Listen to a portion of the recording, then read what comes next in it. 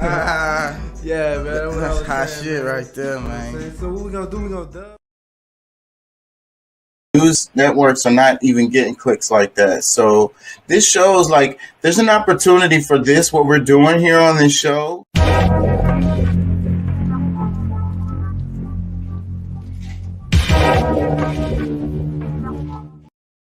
Remember, we want you to be an activist, and don't take our word for it.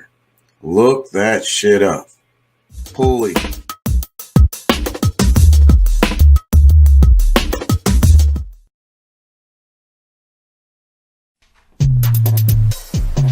Looks like we got us another hit.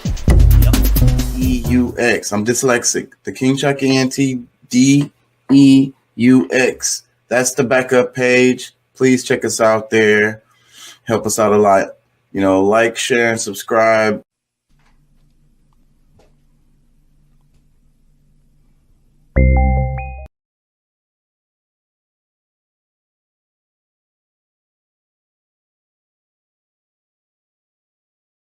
Yo, and hope I don't get in trouble for playing that last video. I probably shouldn't have played that shit. I'm always testing the damn waters, bro. That shit gonna get me. You are now. This is copyright.gov, U.S. Copyright Office. More information on fair use.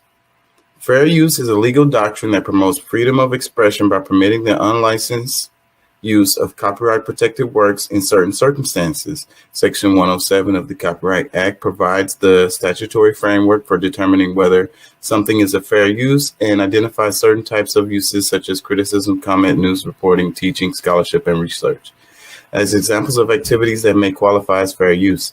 Section 107 calls for consideration of the following 4 factors in evaluating a question of fair use: purpose and character of the use, including whether the use of the commercial nature or is for nonprofit educational purposes, nature of the copyrighted work, amount and substantiality of the portion used in relation to the copyrighted work as a whole, effect of the use upon the potential market for or value of the copyrighted work.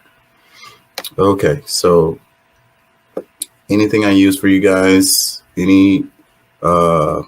me up if you want me to remove it, edit it, or whatever. Nothing is used to infringe on anybody's intellectual property. I don't intend on doing that, and I don't intend on profiting from anyone's intellectual property. So I'm glad to edit or delete anything that's any of my videos that I've used of anybody. So that's it.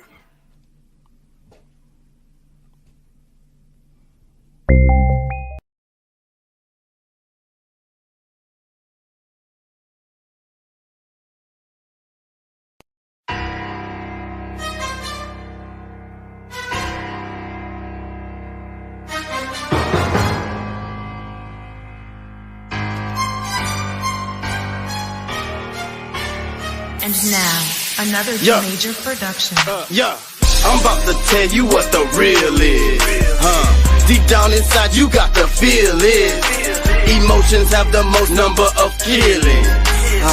Pay close attention to your feelings. I'm about to tell you what the deal is. And when I'm talking, all I'm hearing is some crickets. Hurry, honey, run and get your ticket. Just get the money, it's not always the business. Forget the $1 million mission.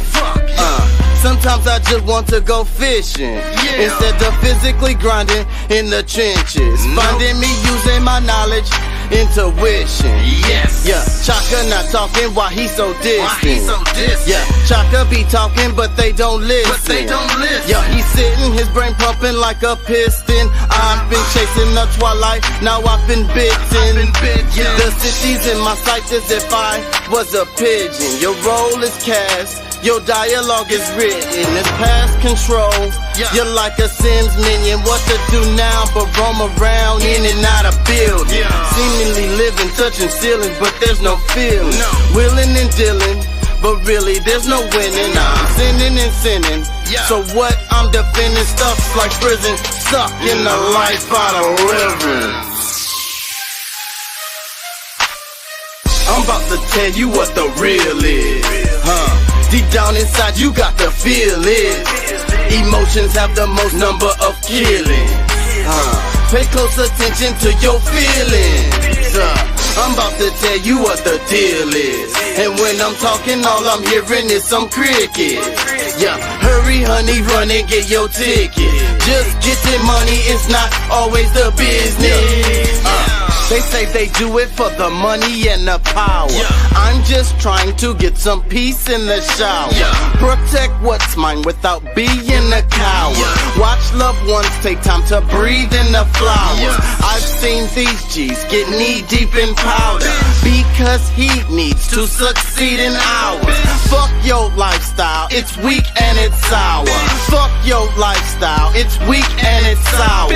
Watch I come through and do like I do. Watch he come through and lose like he do. I'm a Hebrew, he just evil. We both hate people and church steeples. One thing certain, demons lurking. They be stressing, we be surfing. She be twerking and it look like it's hurting. I be perping, close the curtain. They give you lithium to get rid of that shit? I'm about to tell you what the real is, Deep down inside you got to feel it. Emotions have the most number of killings. Pay close attention to your feelings. I'm about to tell you what the deal is. And when I'm talking, all I'm hearing is some cricket. Yeah, hurry honey, run and get your ticket. Just getting money is not always the business. I'm about to tell you what the real is, Deep down inside you got to feel it. Emotions have the most number of killings. Pay close attention to your feelings. I'm about to tell you what the deal is. And when I'm talking, all I'm hearing is some cricket. Yeah, hurry honey, run and get your ticket. Just getting money is not always the business. Yeah, you boys think it's real. What is real? Whatever it is, it's not you. For real. You know what I'm saying? KCE, we coming. It's the takeover, bitch. Y'all ain't ready. This is some whole new shit. For real.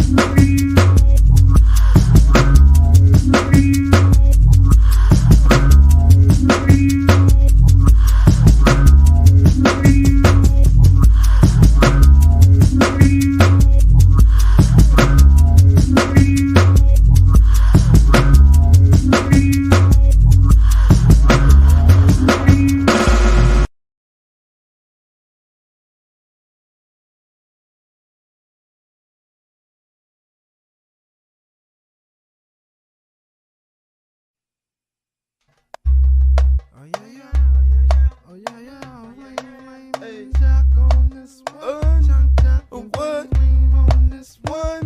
Yeah. Peep it out.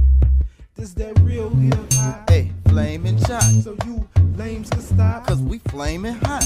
This that real hip hop. Hey, flaming shot. So you lames can stop. Cause we flaming hot. I'm about to expose this. What's the They prognosis? have medication, I don't know their diagnosis. You niggas is some roaches. You wanna approach The this? chopper stand for rage, so you can call it roasting. Man, I ain't posting. You flow in slow motion. Bang, bang, nigga, look how your chest is open. Main thing is gonna change when he inflamed. Take over the fucking game. The order 16 balls, and we know we go hard. Polyboo Fonse, nigga, pass the cigars. Je m'appelle Flame Flame, and your girl give brain. Chica, señorita, mira, I got dick. Little poquito, won't you go and swallow it? Dolce Gabbana, I bought it, now you model If it. your essay trick, then I'ma hit him with them hollow tips. That shit hot flame, let's go and dive. This that real hip hop, Hey, flaming shot, so you lames can stop. cause we flaming hot. This that real hip hop, Hey, flaming shot, so you lames can stop. cause we flaming hot.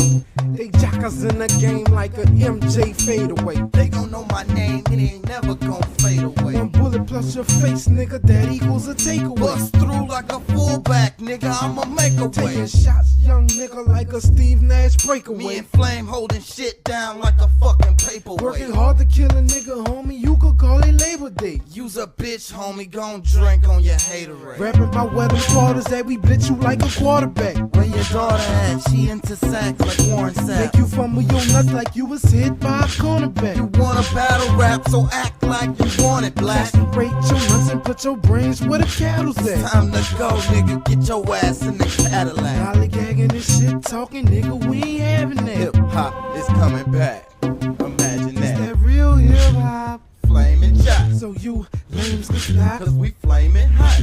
This that real hip hop, Hey, flaming shots, so you lames can stop. cause we flaming hot. This that real hip hop, we won't flip flop. Watch when the album drop, that'll be something you cop. It's flaming chalk, man, and you know that we hot. We on the spot, nigga, and we not young jock. We got the Glock to pop. Aim and pop, give me 3 seconds, let me reload the clock. Tick, tick, tick, goes the clock on the wall. Don't give a motherfuck that you all gon' fall. We all gon' ball. We up in the mall, buying anything we see. We your enemy with the beef ready to creep. Chock, chock, and flame, flame, we on your street. Real hip hop shit, this really is classic. When I'm spitting off my tongue, it could get drastic, it could get nasty. Wrap you in plastic, show your boy that you ain't nothing but a bastard. Slash the actress Flame, don't do them like that. They know that shit whack with them elementary raps. Why you even think about putting that on wax? Nigga, spitting facts, the truth. When I strap up my black boots, my troops coming through. I pop shots where your kids at. Put the Glock to your nuts and push your kids back like where your sperm like. Burn you like perm and I bet you learn you ain't fucking with a flaming jock, you're getting burnt. Hey, hey, hey. And we ain't never heard nothing like this. We did that shit that y'all think that the flamers do and we did that shit. You know what I'm saying? We the shit, nigga. Hey, we ain't never heard nothing like this. We hot, and we not gonna stop.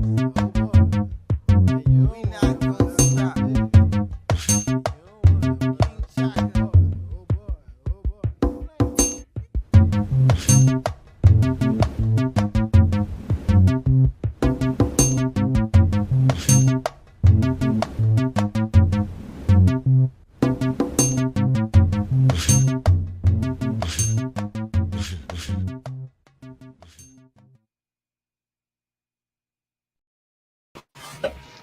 Hey, how y'all doing out there? How y'all feel? Remember, we want you to be an activist. Don't take our word for it. Look that shit up. What's up, Pat? You there? In the building. All right, bro. Glad to hear your voice, man. I was just sitting here thinking about that song that I was playing, this last song. And it's like I always ended up making music with like people from Louisiana. And it was weird because I was just thinking about it right now, and I was like, it's because like the Houston music scene, like I liked it, but I just didn't want to sound like them. So I always was like reaching out, and then it's like weird how like I swear like I said this before. I feel like New Orleans is more of a sister city to Houston than Dallas or San Antonio is to Houston. Does that make any sense? What I'm saying? It does. I mean,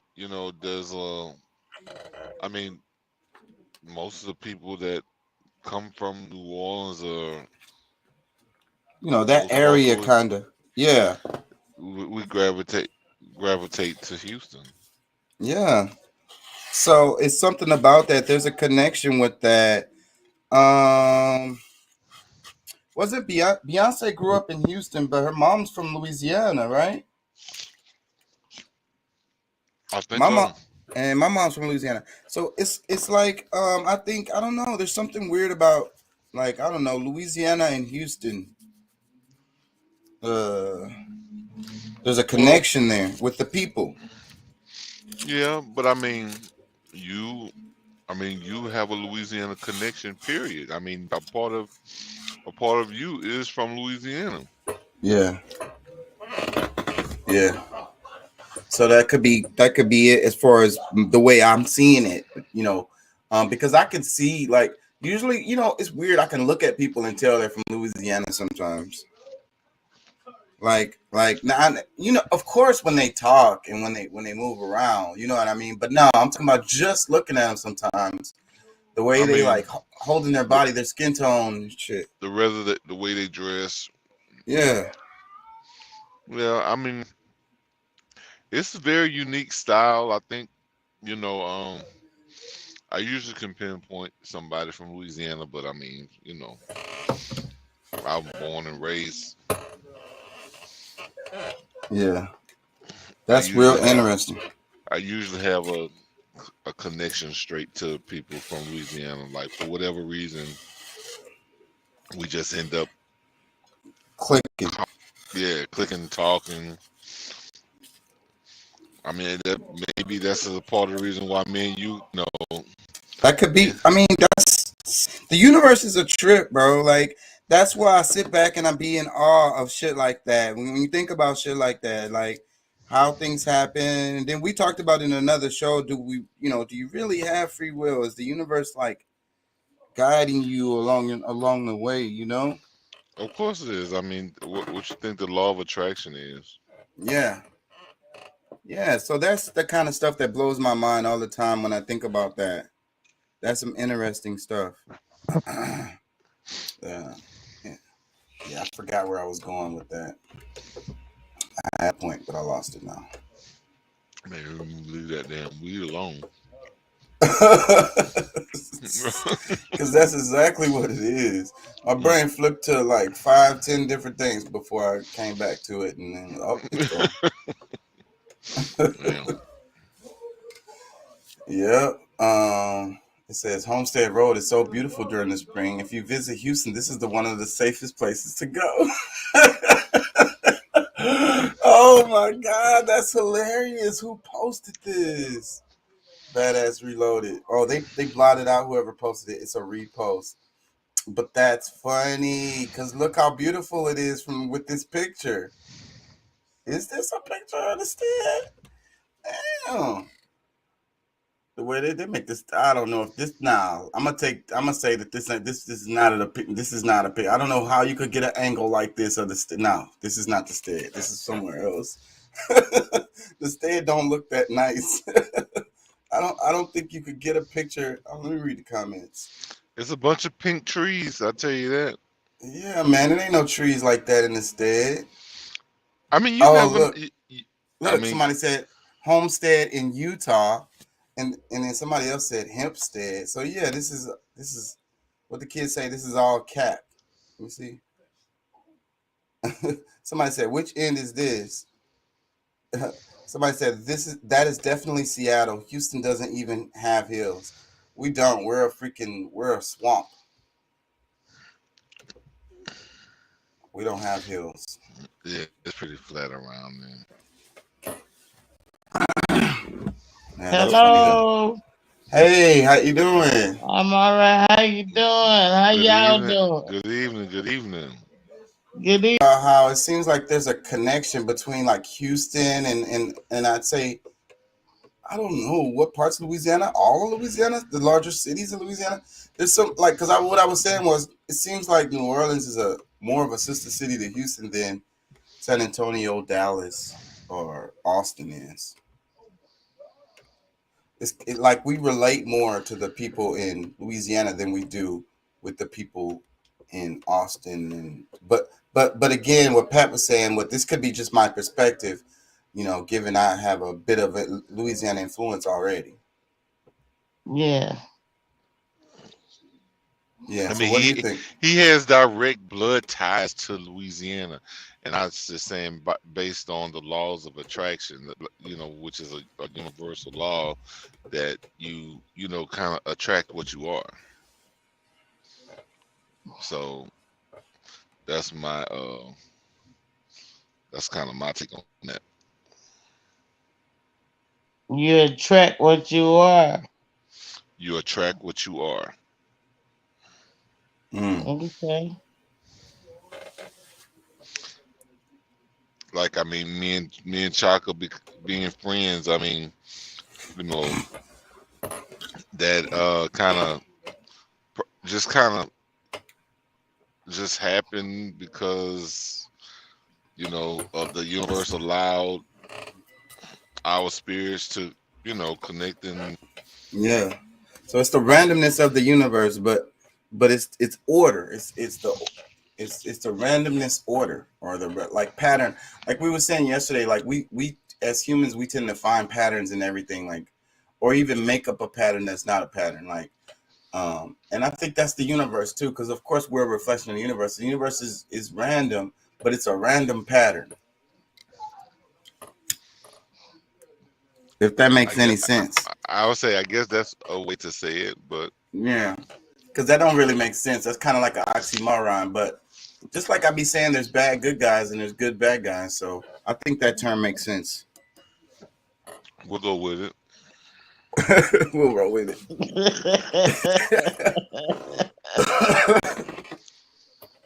So how you feel, Ma? I'm doing good. Just came in the house.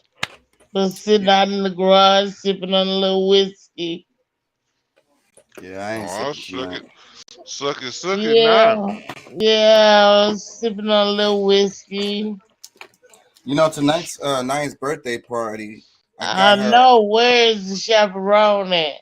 I know. I'm the chaperone. So, I mean, I've been How coming you the back. chaperone? Yeah, I'm Are not you even there? I'm not there right now. I've been coming back and forth and shit. So, What and you mean you been? I don't understand. I got Kenzie over there as my little spy. Hopefully that works out. Come on now. Lord. She already called me 3 times, so Who, I think it's Kenzie? working Wait a out. minute. Yeah, So Kenzie. no, who is chaperoning?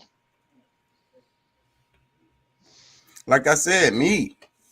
How you doing that? Where are you? I'm at the house doing my show. And where is the It's at the Airbnb. It's about 20 minutes from here. So how you gonna chaperone something 20 minutes away? Yeah, it's called multitasking. You don't want to know what I call it. I kind of do, but but I'm gonna leave that one alone. I think I'm doing a pretty good job. I think it'll be all right. We're gonna find out in the morning. Actually, after I get off of here, I'm gonna go over there and check on everything. So, well, what grown up is over there? There isn't. I could not in. I need help. I'll be asking people for help all the time for stuff. Like, who was gonna help me with this? I had nobody, so this is how I had to do it. So you got a bunch of kids over at the Airbnb by themselves. Yeah, pretty much. They're not little kids though. It's still. They're not little kids. And I trust Anaya to a certain extent. She's very mature. She knows I gave them some speeches before I left. She knows if shit goes left, she already knows it's not going to be pretty for her. The results aren't going to be pretty. So no comment. it is what it is. We'll see what happens. Yeah. I've been needing help, man. I've been going at this alone I can't help for years. For years Don't and years. try to make me feel guilty. I'm not trying to make you feel guilty. I'm just saying, I mean, this is not easy. This is not easy. This is not an easy thing. You know, I do a lot. I do a lot. Let me listen to let's play Biden clip. Frontline defenses. The reason we want to make clear is their movement on Ukraine. Don't even think about moving on one. Don't even think about territory. We have sacred obligation. We have a sacred obligation under Article 5 to defend each and every inch of NATO territory with the full force of our collective power. Yesterday, I met with the troops that are serving alongside our Polish allies to bolster NATO's frontline defense. He's talking out of his ass, too. No, he's not. Their movement. No, he's not. Because he's talking about movement on Ukraine. Ukraine's been moving on Russia. So, and then that sounds like Ukraine is not even a part of NATO. They're not even a part of NATO, not officially.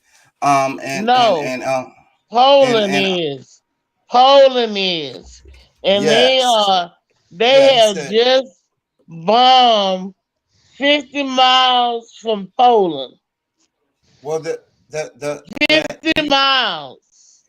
That region, Poland. That region that they've been having the turmoil in, it's like western, south, western areas of Ukraine. That's right there on the border of Poland. So that's what it is. That's where the trouble is happening. Belarus is right there too. So it's easy to say that. All those little countries are jumbled up close next to each other. They all got chopped up after the USSR fell apart. I'm just saying they cross that border to Poland. We're gonna be in World War III.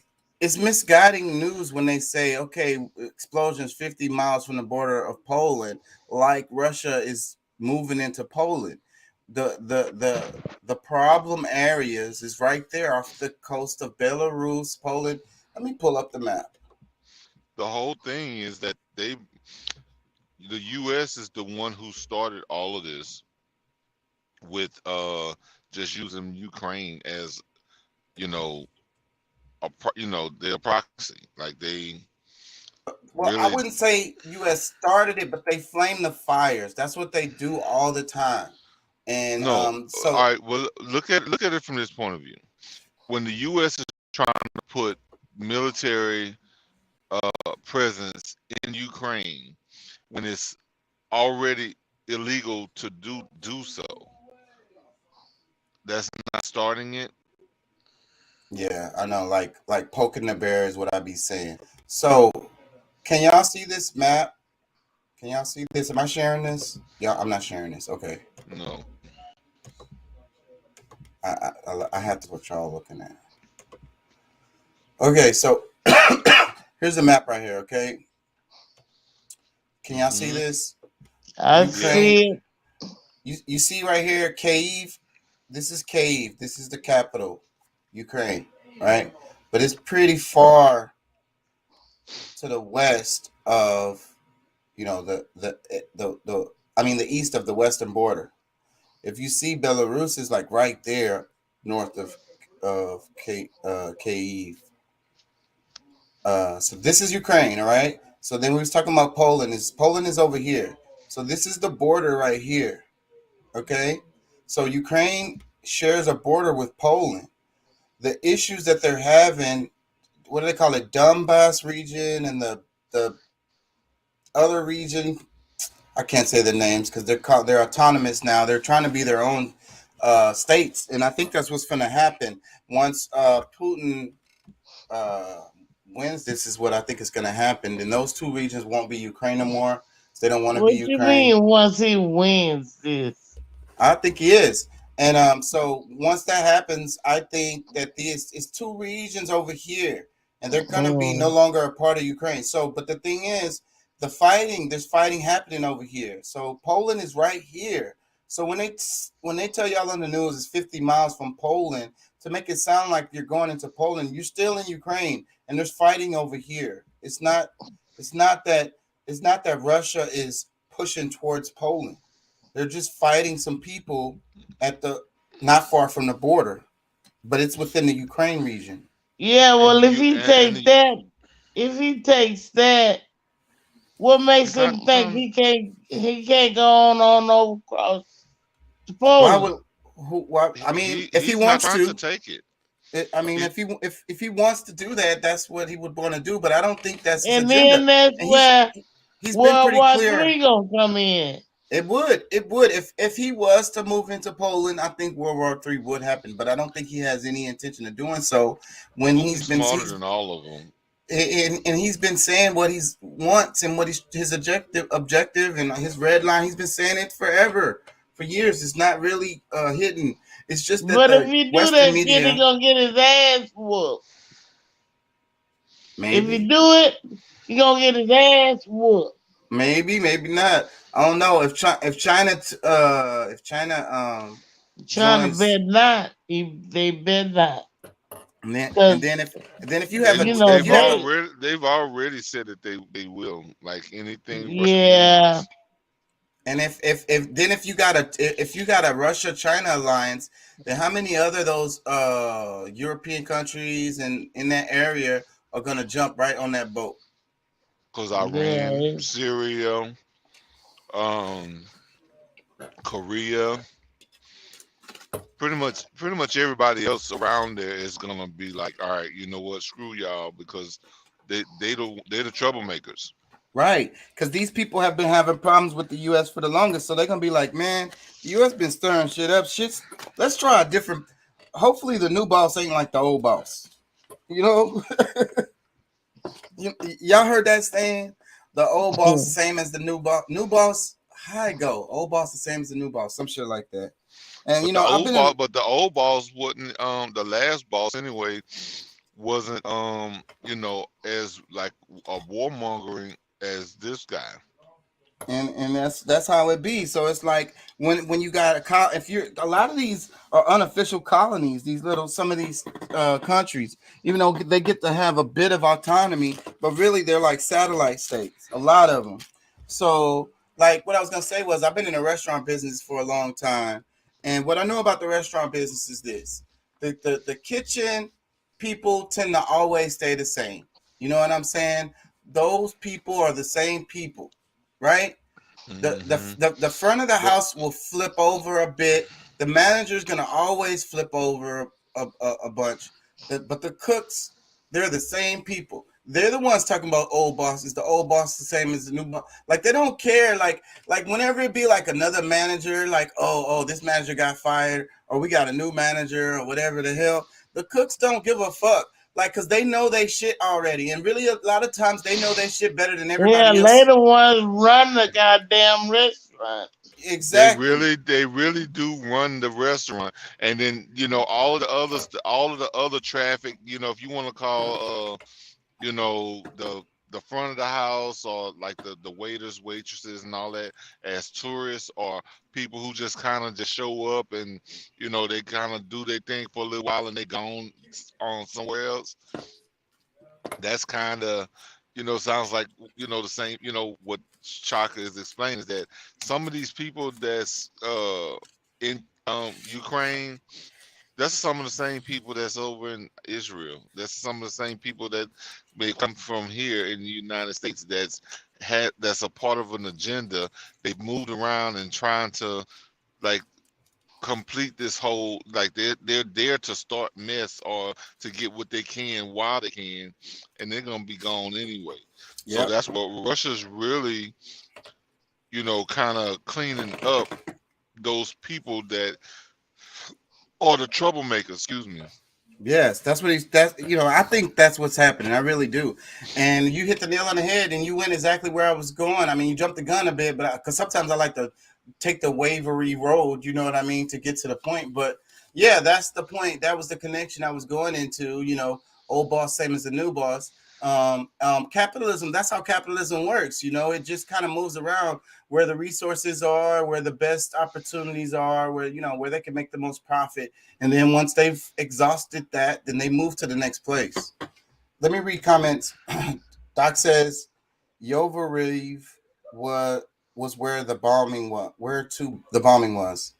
I suck, bro. I don't know why my tongue is tired right now. His end game is to get all the non-NATO countries back under Soviet domination. Meanwhile, we have our own southern border wide open where small units can just walk across to get set up and coordinated once they're inside. I don't know about these last two comments. The end game is to get all the non-NATO countries back under Soviet domination.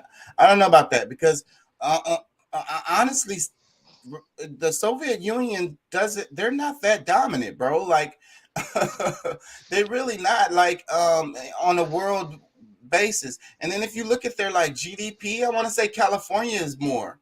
So like they don't have no Soviet domination. There's no Soviet domination. There's like the old Russia, USSR, that is dead and gone. Russia is a little baby version of its old self. It's real. Russia is really trying to assimilate with Europe.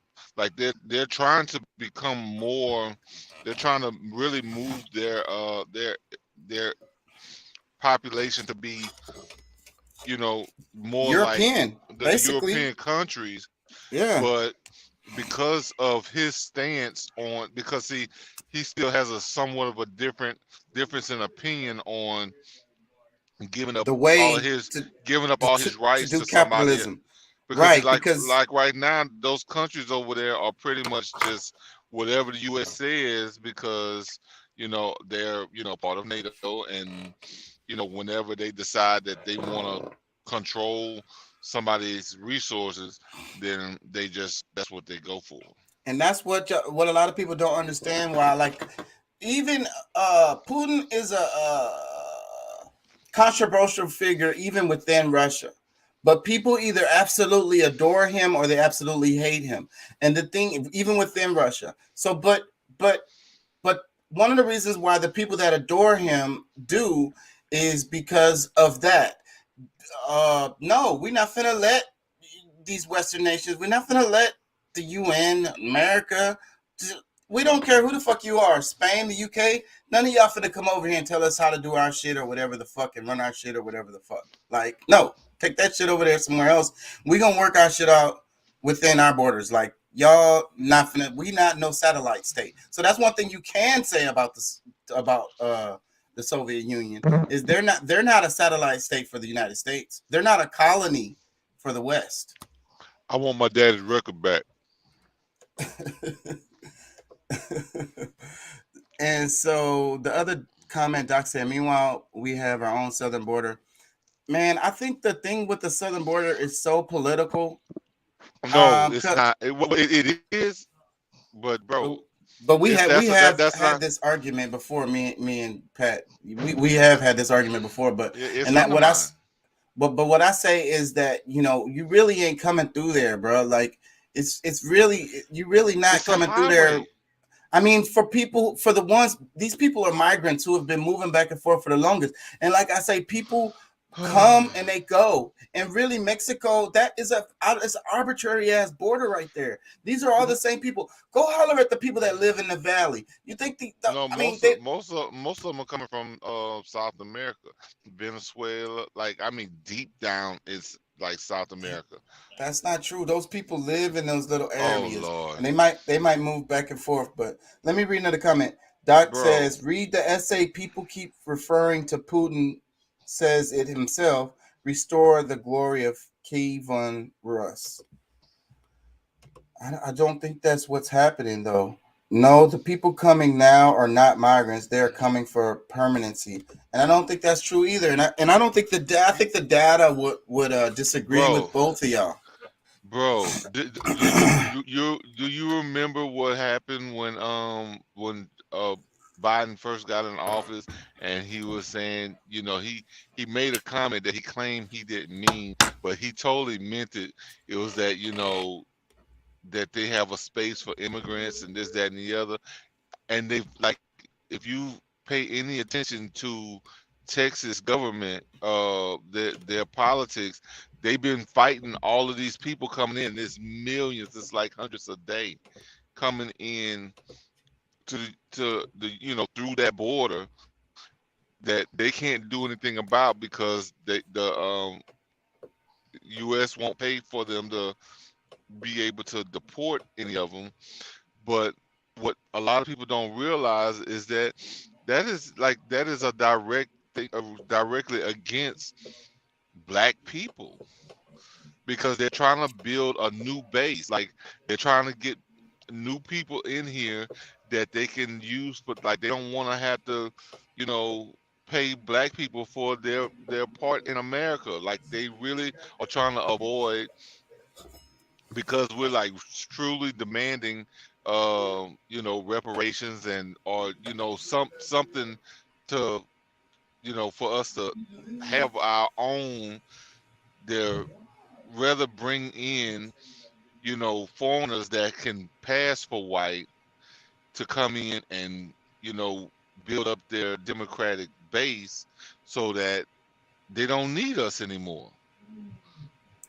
Again, I like I say, that whole topic, I think I think it's all political, and it's all just a political vehicle. I was daydreaming about how if you wanted to invade the United States, you wanted to attack the United States and have any chance of success.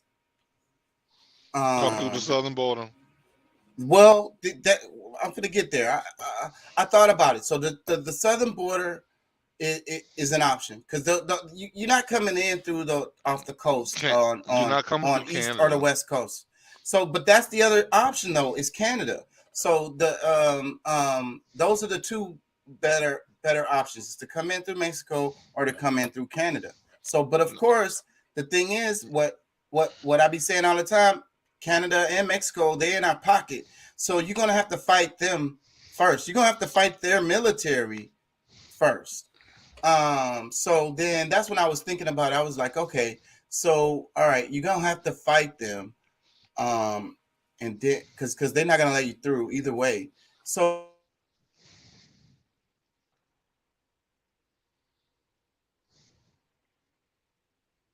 hello, did I lose y'all? I'm here. I don't know what happened with Chaka. Oh, okay. Yeah, his system been kind of doing some stuff.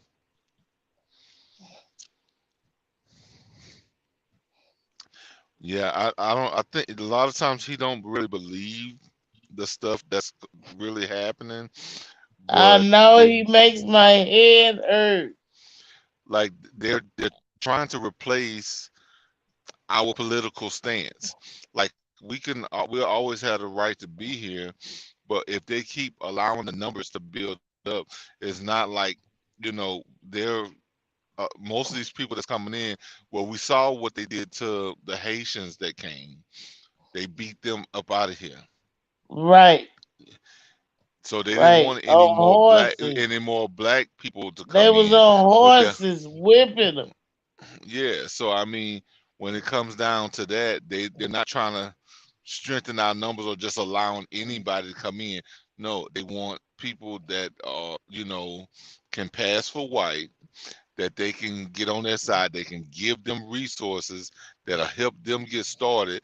Think the monies that they should give to us, because they know Right. we're the next powerful strength to be able to run things. So that's one of the main reasons why they don't want us to have, a financial structure like Right. a good. Yeah, I mean they're Right. pretty much gonna give Just like I'm sorry. Go ahead. I'm concerned about, well, not concerned, but Ukrainians are coming here too, you know that. Well, they will And be. they gonna be soon. getting bank loans and shit. No, it's not You gonna be. know, It's not even gonna be bank loans. They're gonna give them just like what they did with because that's another thing when they did with the Afghanistan refugees. They're giving them a $500,000 pretty much stipend or salary or whatever you right, want to call it. They're right. giving them Stipend, money, stipend. so Yeah, that they giving them money to get a good head start, which you know what I'm saying they won't even do for their original citizens, the people that. But I mean, of course, they came and stole our land. They're not trying to give it back. right. Chaka, you back? I think so. Can y'all hear me? Yeah, we can hear Yeah, you now. it's a We little Okay. bit went, choppy. we Yeah, went it's a on little. without you. Well, thank you. Had knows what to do. Yeah, we Yeah, was just talking about you, bro. You had to come back. But you had to go back and listen to hear what we got to say. I'm still. I could hear y'all that whole time. Hold on, now I'm still messing with my mic. Give me 1 second. Hey, I'm going to bed. You have a good night, rest season. All right. Thank you. Good night. Yes, ma'am. hmm Yeah, I think a lot of people are very naive about the things that's actually happening in our world, right here in this country. That a lot of people don't really care about because it doesn't affect them. But we have to really think about. I mean, and that's fine. I mean, we've been fighting this fight for a long time, and there's a power that has kept us here and will keep us here. So it's just a matter of, you know, it's to some extent just waiting it out because we really do um, belong here. This is our ancestral lands, and you know, this place was intended for us, which we've always shared with anyone that's ever came. But of course, I think to some extent we have to do what's necessary to protect ourselves here instead of being naive to what's actually happening right in front of our face. You can excuse things away, you can believe the things that they're saying, but you can, if you really pay attention to you know what's actually happening, you'll really see that what I'm saying is true. And Doc, if you made any recent comments, make them again because I lost all your comments. Whenever I do that refresh screen, it deletes all the comments. Weird. All of them are gone. Is he on YouTube? I don't know. Right now, I can't tell. If I could see his comment, I could tell because it gives a little icon and tells me. I think he was on Twitch tonight. Oh, okay. Yeah. So, but it's me because what was happening was I was unplugging my camera and I thought I was unplugging because I have a little routine. I do this, but I didn't do it that way tonight. Anyways. Because my mic jumping out and I just unplug it and plug it back and the computer kind of grabs back onto it. But when I unplug my damn camera, it kicks me out the whole thing anyways. Look, I think well, I don't see anything new. The last comment I have for Doc is no, the people coming now are not migrants. They're not just moving through there, but I said they are coming for permanency, and they are like they're actually coming for their chance to take over. I don't think so, and I think if you saw the data, you would think different, and that's another reason why I feel about academics. What's the data? They've made this whole thing political, and they don't give y'all the data. The data shows that more people go back than come. Yeah, but we're talking. You not see? It sounds like you're speculating on. And we're talking about the same thing. No, the same people because they got. Now it's really hard to. These numbers aren't gonna be completely like 100% accurate because this is hard to track. But they do have ways to track this, and because the past you know, you know, the past data on well, I mean, because I mean, of course, it can give us an idea, but at the same time, I mean, you got to think about, a lot. Some of these people, because they're also close, they are planning to go back They go or back and have forth. well, I mean, I get it, but Sometimes they that's the come and just make money, and then they go. Because think about it, it don't cost that much to buy land and build a house like somewhere in, I don't know, Costa Rica. I don't know, just somewhere random, Guatemala. Let's say you just wanted to go to yeah, Guatemala, yeah, and I'm looking at buying some land in Costa Rica myself. see, exactly. So like, let's say you're from there, you come here, you get a little old job, whatever it is. You know what I'm saying? You live menially. You send most of your money back home, and then once you've built up enough nest, well, really, you're building your house from here because you're sending the money home and shit like that. They're building a house and shit. Once that shit is good to go, nigga, you don't have to work no more, bro. You go back home and you chill. A lot of them don't have the I don't know plan. about the not working no more. Well, But no, not I like mean, but you, I not know like people. the See, gruel I know. grind, like the American style work. Everybody in the world don't look at it the same way. Like, were you supposed to, over here in the States, it's like you work till you die. Like you're supposed to go work till you die. Oh no, You know, that's our attitude over here in the States. no, They don't think like that's the that. way. That's kind of what happens. But nobody really wants to do that. Well, You know what it's I'm our saying? culture. It's our And culture. It's the American culture is, yeah, pull but a yourself lot of up that by your stuff, bootstrap. I think a lot of that is gonna change here in North America because all the stuff that's happening now. More people gonna go back to how we were before. You know, there's gonna be some that won't change, and they probably will fall off. But if you don't, start putting yourself together where you can raise your own food, whether you're raising, you know, your chickens, your cows, like we can just go right back to what we were doing before this scam they pulled on us as far as, the American dream, which is to, live in the city and do all this other crap where, I don't know. I think a lot of people gonna be moving back to that. You know what I'm saying?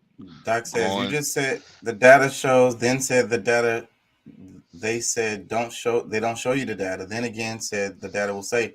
What I'm saying is the data, they don't show you the data because it will show that the numbers aren't what you think they are, as far as even we talking about statistics and averages and whatever. So the numbers are going to be so small that even if they're way off, it's still going to be smaller than the numbers that most of these people's politically. visas, most of these people's visas are temporary, and that's why they know that a lot of them go back.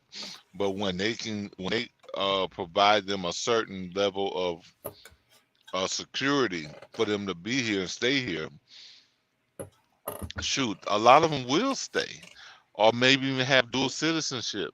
Well, these are different So kinds that of people. These are different kinds of people because it's when we're talking about the southern border, we're we're talking about we're not talking like about it, Mexicans now. These we're these talking Mex but we're talking about illegal immigration because that's the whole argument, right? These people yes, don't have green cards, they don't have visas. So the thing is, this is another part of the numbers is most of the people that are here illegally are people who overstayed their visas. So these are not even the people moving through the southern border. Let me read the comments. Doc says, you remove money from the American market. You use the resources of our government and health system. You don't contribute with taxes. How does that help Americans? They take 1/4 of the amounts of do the same job. How does that help the citizens needing those jobs? And those are all good comments, Doc. I can't really argue with that. And that's pretty God much bless you. God bless you, Doc. Because I mean, for some people, it's just that's like it's no big deal. They're just look for like, okay, but what about us? Like, I mean, that's can what's can pretty we much can we? happening. But look. Bill Clinton said the free North American trade agreement. Fucking Obama said the fucking, what is it, UNICEF or whatever the hell. Oh Lord. Y'all know what I'm talking about. Y'all that knows what I'm talking about.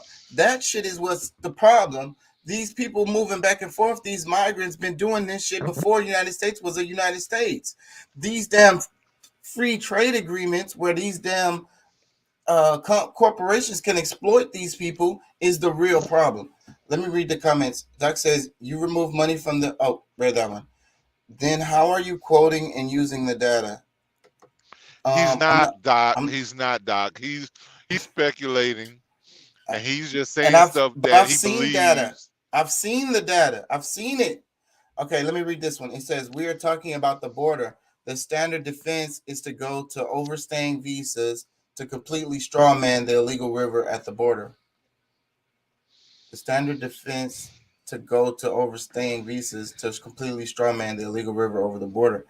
Like I say, I don't think that, I feel like that border is arbitrary anyways, first off. So that's where me But that's and the y'all thing. differ. But I feel what you're saying, but you know, can we go and do the same thing that they do? You know, they're extracting resources, and first of all, you know, I feel bad for them because of the situations they find themselves in, and you know, not finding enough for themselves to be able to control. But that's a direct result of the United States policies. This is what I'm saying. That's why I mentioned NAFTA. That's it. Yeah, but if you We was talking about the banana wars yesterday. I know These are the same people. I know exactly what you're saying. I hear you, but at the same time, all right. So if that's the case, they, you know, they should just open up, you know, make the rest of America united. That's what we need. That's what we should have, and that's what would have happened already if it wasn't for this nationalist way of looking at shit. Yes, I think so. I think so. The United States got this nationalist United States citizen thing. They call ain't nobody else Americans but United States. We were saying that before. No, I know that's not true, but that's the attitude that United States citizens have. It's in their language. We're American, damn it. It's like, bro, you talking about somebody in Brazil. Like, they brain don't even fucking click. Brazil, that's America. But the entire world operates like this, Chaka. This is not just America. The entire everywhere on this planet operates that way. No, I disagree. Oh my God! Where have you been? In what way? In what way? In what way? What do you mean? It is an international agreement that, you know, about the borders having a national identity. Like, nationality means something. Well, it does, but we have everywhere. It does mean something everywhere. I'm not going to disagree with you on that, but we have it twisted. Like I said, there ain't nobody else American but us. No, but that's part of the perversion of the nationality. Look. We claim our Americanhood mainly because that's all we can really claim.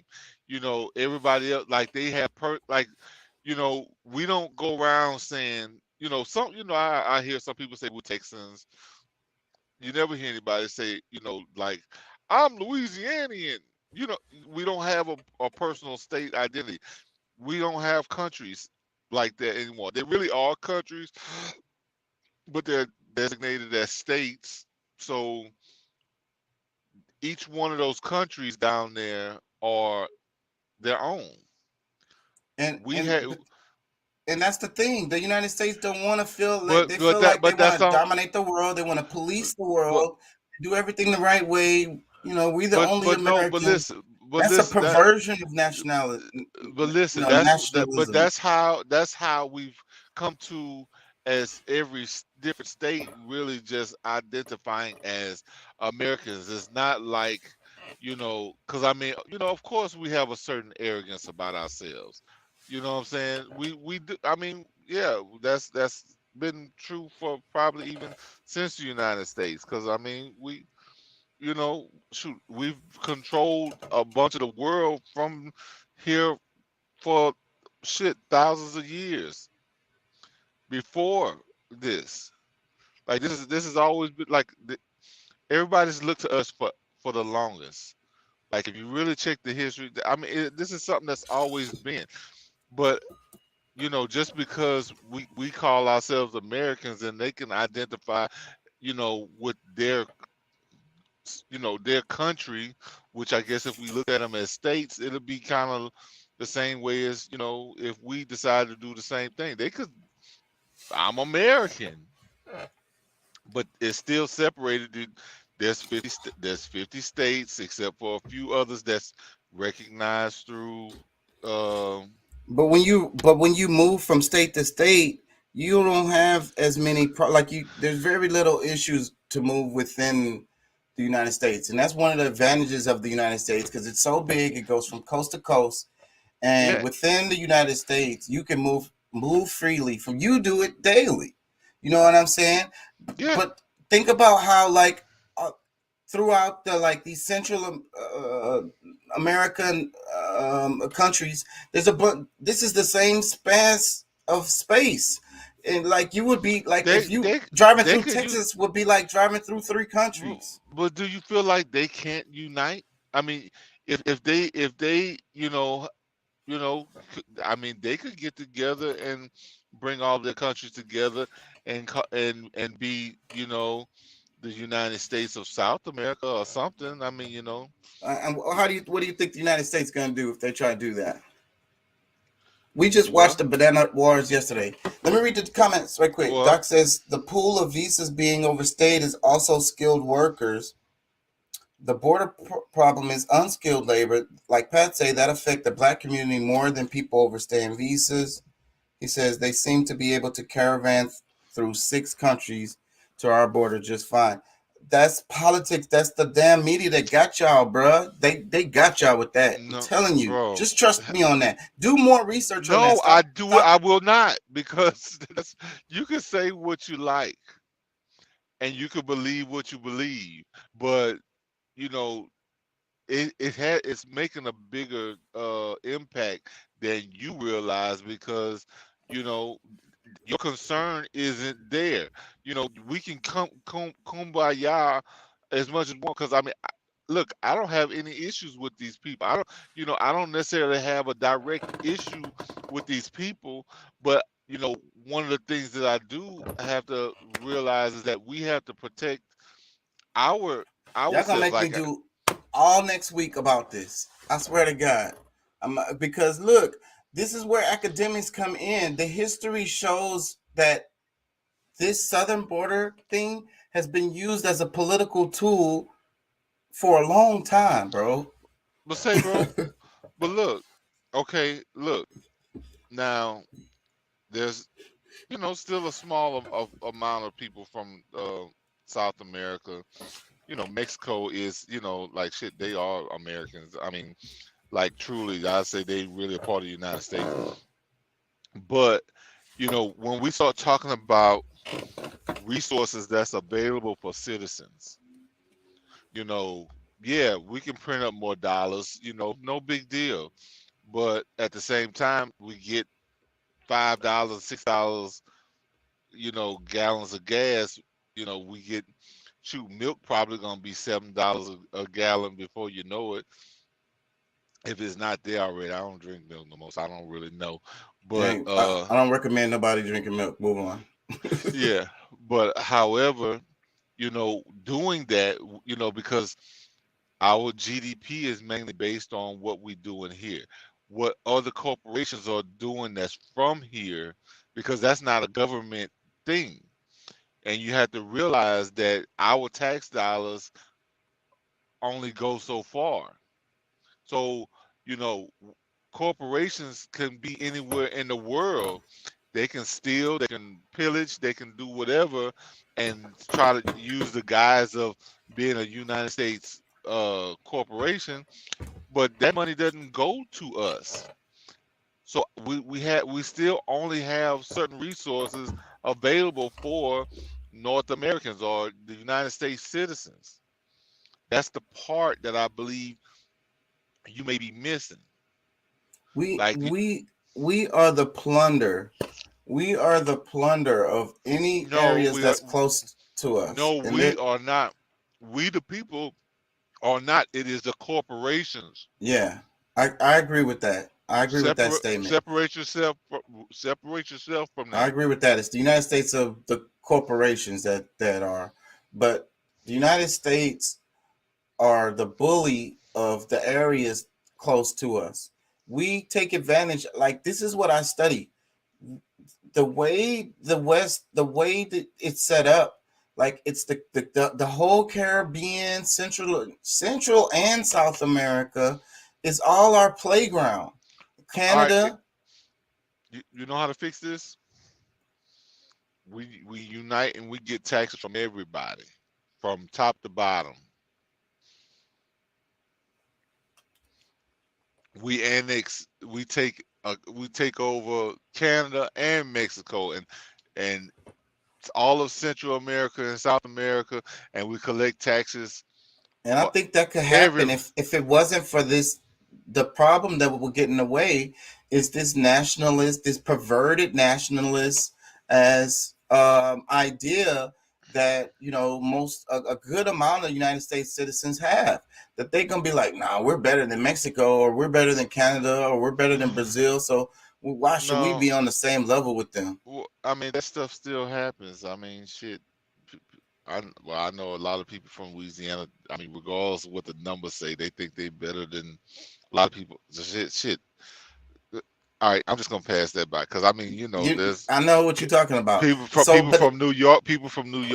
You know what I'm saying? You know, have that same that attitude. Yeah, it exists. Like, it's not something that's just gonna change. Like, but that's, you know, I'm saying that's gonna be what gets in the way of that. If people somehow can get, that's the reason why I be screaming to push against this nationalism, especially this perverted. It's okay to have pride in where you're from, but don't feel like where you came out of your mama's womb gives you more value over someone else. Yeah, but I mean, it a lot of times that whole, you know, being proud of where you come from last 5 minutes of a conversation, and after that, after they get past all that, because I mean, even like, you know, when I come across a Dallas Cowboy fan, you know, I do have to talk shit about them, but then after that, it's like, all right, well, you know, I got that out of my way, you know, and we cool and we move on, and we're still like cool friends and this, that, and the other. So it can happen. I'm not saying it couldn't. Nah, man, that ain't true. Cause you come at me about the Texans, goddamn, I'm finna get on your ass. Real talk, Pat. So you gonna be mad? Are they even relevant? Like, I don't even. Nah, I'm not gonna be mad. I'm not gonna be mad. I'm just talking shit because I just popped on the show. Yeah, I know, and I'm trying to talk shit back because I'm like, shit. They still in the like, they still a part of the league.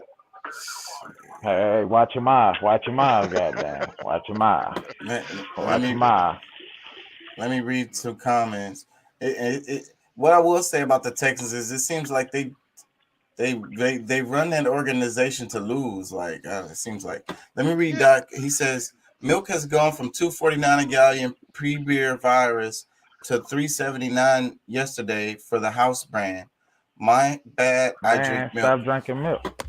Stop drinking milk, because I don't drink milk. Please stop drinking that shit. It's bro, it's so crazy how you know what I've tried. It's one of the most fucked up foods that we eat. Say, bro, you know what I tried in order to try to eat some cereal? Is oat milk. Yeah, that's what my wife buys. She buy that oat milk. It's basically it's grinded up oat. It's so thin that, you know, and I guess it serves a purpose, but I almost feel like I can get away with just putting water in my cereal. Well, yeah, so it don't have no flavor. I get what you're saying. Like, nothing really substitutes milk for cereal. So let me read That's what they engrave you to think. It's better than water. It is better than water. I'm just saying, like, I feel just like barely. It's so close, yeah. Because I've used the almond milk, and that's the same way I felt. It was like, yeah, better than water. But Doc says, how about stop taxing base income and just tax when you spend it? That way, everyday operations of corpse don't dodge it, and people are encouraged to save and grow up. Doc, that's the total opposite. Please do some economic studying, because that is the reason why. Actually, the reason why our economy sucks so fucking bad is because rich people don't spend money. So, and the hardest part, the way our tax system is set up right now, is to like that, to try to tax them when they spend. So what they do is they don't spend. Their money just fucking sits. So that's the reason why they be talking about that estate tax, or the death, they call it the death tax, because for a lot of these corporations, the persons that's the best tax dodgers, that's the last chance to get any tax off of them at all, is when they die. But see, look, bro, I'm gonna tell you something. If the average person had them LLC to make purchases with, and do their day-to-day, like, your home is a business. You can really organize everything where you don't pay any taxes either. You know what I'm saying? You can put everything in a trust that are protected. I mean, of course, I for us, I would definitely say getting to the indigenous government, which it already gives you tax exempt status. Plus, you have once you put it into the indigenous trust, they can't touch it. They can't touch what you have. So I mean, bro. But even if you have your own trust, I mean, why you think that's? I mean, that's what they are doing. That's why it seems like they don't. Because I mean, they buy stuff. I've been hearing that more and more lately, and I think that what you're saying is true. I think that's one of the but they don't tax debt. That's one of the things that we got to realize, is that debt is not taxed. So what rich people do and how they spend their money is they don't get loans. They don't get loans like what we do. They take out a whole listen to me. They take out a whole life insurance policy for like $3-4 million, and then they take a loan against that. Yeah. So that whole life insurance policy is still building compound interest. Right. And it's tax free. And they just pay back those loans. They're paying themselves back essentially. Exactly. You know what I'm saying? It's just like if you take a loan from your 401k. You can take a buddy of mine. He took $16,000 out of his 401k, put that down on his house, and that shit was tax free, and he's paying himself back. Yeah, it's not taxed. He didn't face a penalty. Banking system. That's the way to go, right there. I've been learning more about that. Let me read. But we can do that as individuals. We can do that shit. Yeah. I need to go to that way. I got a DBA. That's as far as I've gotten. Let me read Doc's comment. He says, or maybe a flat tax starting at say 10 to 15% over 36K a year with no exemptions. I'm not one of the people that has a lactose problem. Viking heritage and all. Yeah, that's true. But still, milk is not good for nobody. LLC and S Corps are fantastic tax dodgers. You find an investment that makes higher interest than your non-leveraged debts. Mm-hmm. And that's where your investments come in. Because, I mean, bro, it's... We really got to be careful about... Because, I mean, there's... half the country believes the hype, if you want to call it hype, that these illegal immigrants, because I mean that's one of my biggest issues, because it's not that they come here, because I mean there's a lot of jobs that a lot of us don't want to work, that they'll be happy to, things that need to be done, but if they're coming and they're gonna send 80%, or even if anything, like they send 50% of their money back home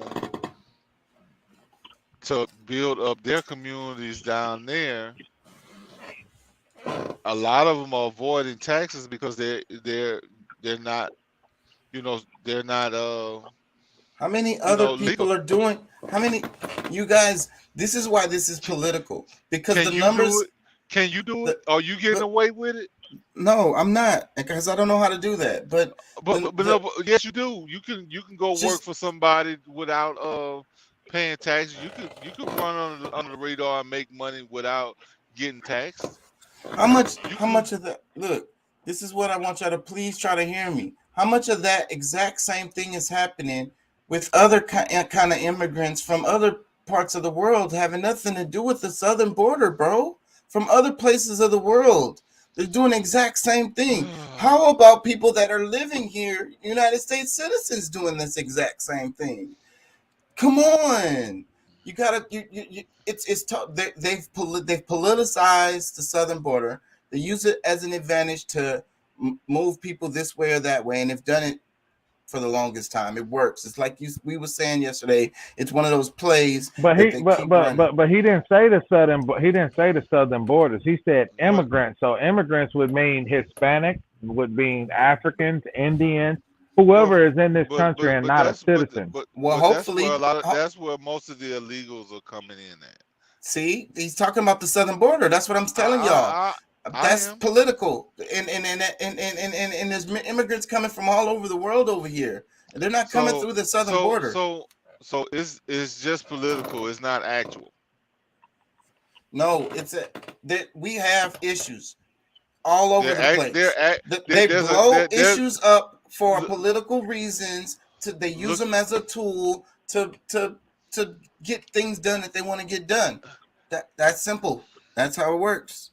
Look, it is an issue, but it's blown way the fuck out of proportion. It's a political tool. You remember when Obama was in office? He talked about a collective of immigrants, illegal immigrants that came in that, they felt was like about 11 million. Well, and those are what they feel was the right estimate based on, the people that they catch and let go. And we create the thing that's really. What I want y'all to understand is we create the conditions for these situations, bro. No, you keep saying the United States, the corporations of the United States, the way they do business. Why? That's the whole thing. Like if we can get to the bottom of the why and why they're doing that. I don't know why. Racism. They hate natives. They hate brown people. They're greedy. I mean, you could think of a whole list of whys. I mean, that's infinity of why. So is that? I mean, that's a good possibility why our our political strength gets weaker and weaker is because people always overlooking it as if it's no big deal. Oh well, so what? I mean, everybody else is doing it, but bro, you paying taxes for other people to be able to survive, and you don't get anything out of it. Is that something that you're okay with? You're used to? I'm starting to think of what next week's theme is going to be. Because this is definitely an area that you can do it for the gram. But you could do it for the gram, but I'm doing this for the people. I'm trying to. And I will help. I will help y'all on y'all's view of this because the history shows that this is a political tool. Period. But this is not the same history. This is like we're moving into a whole. But it's still hindering. It's still hindering people because you can't live here for tax free. You can't live here for tax free and get a 0% interest rate on a mortgage, can you? This is the way they pull your emotional heartstrings and your. What about now? That's how they animate y'all. Look, I'm gonna tell you, I'll shut the hell up if they give each one of us at least $1 million. As far as black people, if they give all of us $1 million. I'll shut the hell up because, at least the original citizens of America can have a good head start. I mean, they've 40 acres in a mute. Well, I don't know if you saw the video, that 40 acres in a fool video where, most of us still believe that, they're going to do right by us. But at the same time, we really just kind of sit back and watch people screw us over our money because we stop looking at the tax money as ours and say it's theirs. No, they're supposed to be managing those dollars for us to be able to do something in bulk and help, but they help all of the immigrants, but the citizens get screwed. Doc says, "Why are you so passionate about proving how shitty America is?" I don't. This. Thank you, Doc. It's a Thank you, great. Doc. It's a And great he comment, and I love it. This puts the finger right on the issue because listen, this is what this is our problem. This is our problem. We have this idea that America is the greatest country in the world, the freest country in the world. We do everything right. We're secular. We separate church from state. We're not extremists. We have a balanced government and a true democracy. You know what I'm saying? We're fair to everybody. We have the greatest infrastructures in the world. But the thing is, these things are not true. A lot of these things are not true, but that's okay. We have to face the reality. Well, another thing is we feel like we fixed the race problem. Like we don't have a race problem here. Like this is insanity. So this is one of the hugest problems with the world is each one of us as individuals having problems with facing the truth about our own flaws of what we've done wrong and what we've done right. We let our ego take over and we think that we're what we're not. And we having this argument about the connection between the Americas.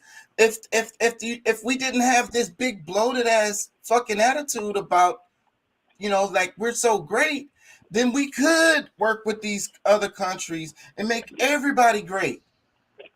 But we don't want that. But it's not designed for that. But it's not designed that way.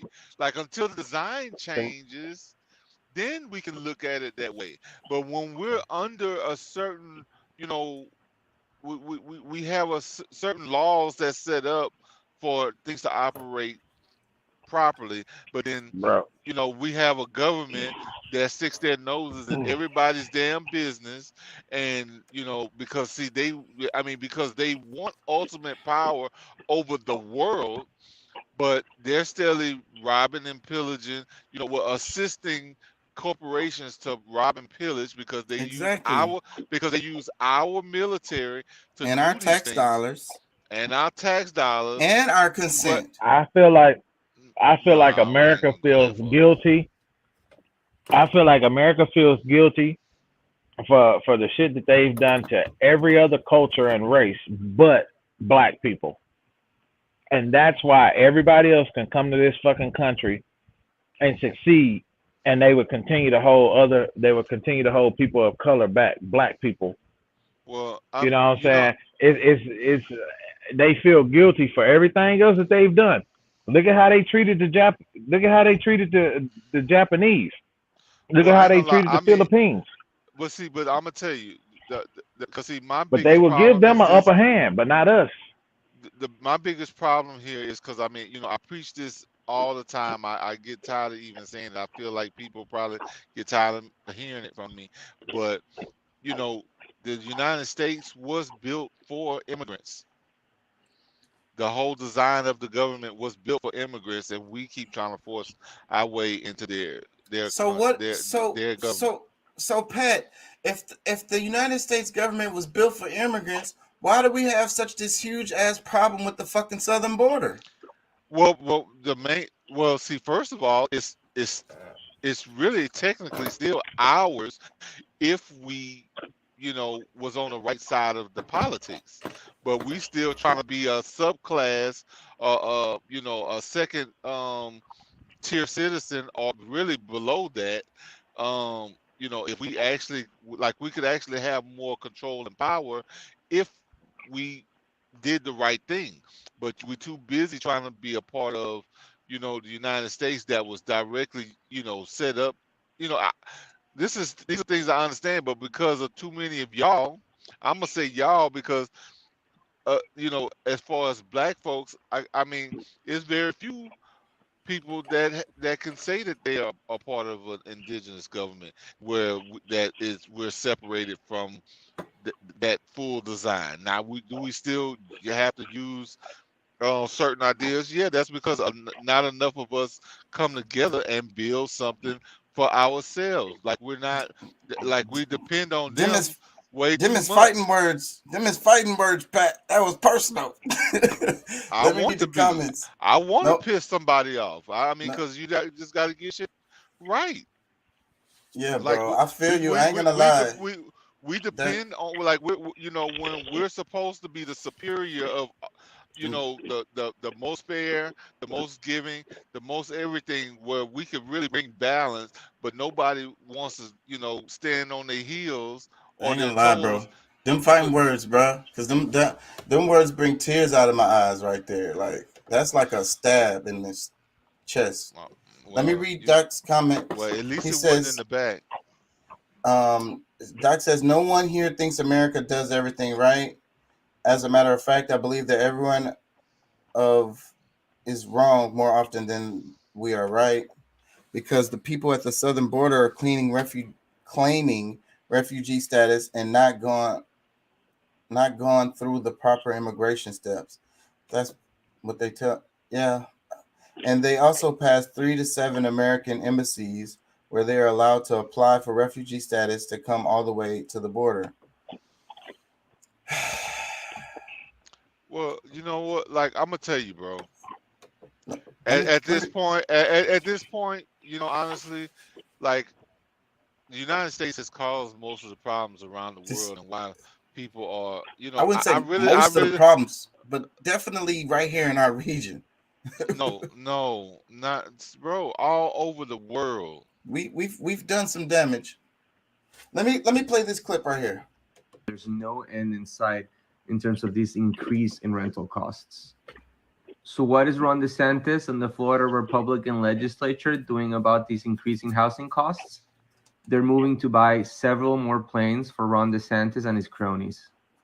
So a report already detailed how Ron DeSantis uses the state plane, which should be used only for official public events, for his campaign-style events with supporters, with campaign swag. He has spent upwards of $15.3 million of Florida taxpayer money misusing the state plane for these campaign-style events. These private planes that DeSantis wants to buy are going to cost taxpayers $30 million at a time when we have a housing crisis and the state refuses to properly fund affordable housing. So Florida's housing market is among the nation's most overvalued. Rent prices are also skyrocketing across Florida's cities, and there's no end in sight in terms of this increase in rental costs. So what is Ron? And I think the increase in rent is going across the nation. Yeah, I mean that's squeezing everybody. Yeah, that's a national thing. I mean, and I would say it would be pretty damn awesome if he's getting an airport for at least to run regionally or nationally, where people can.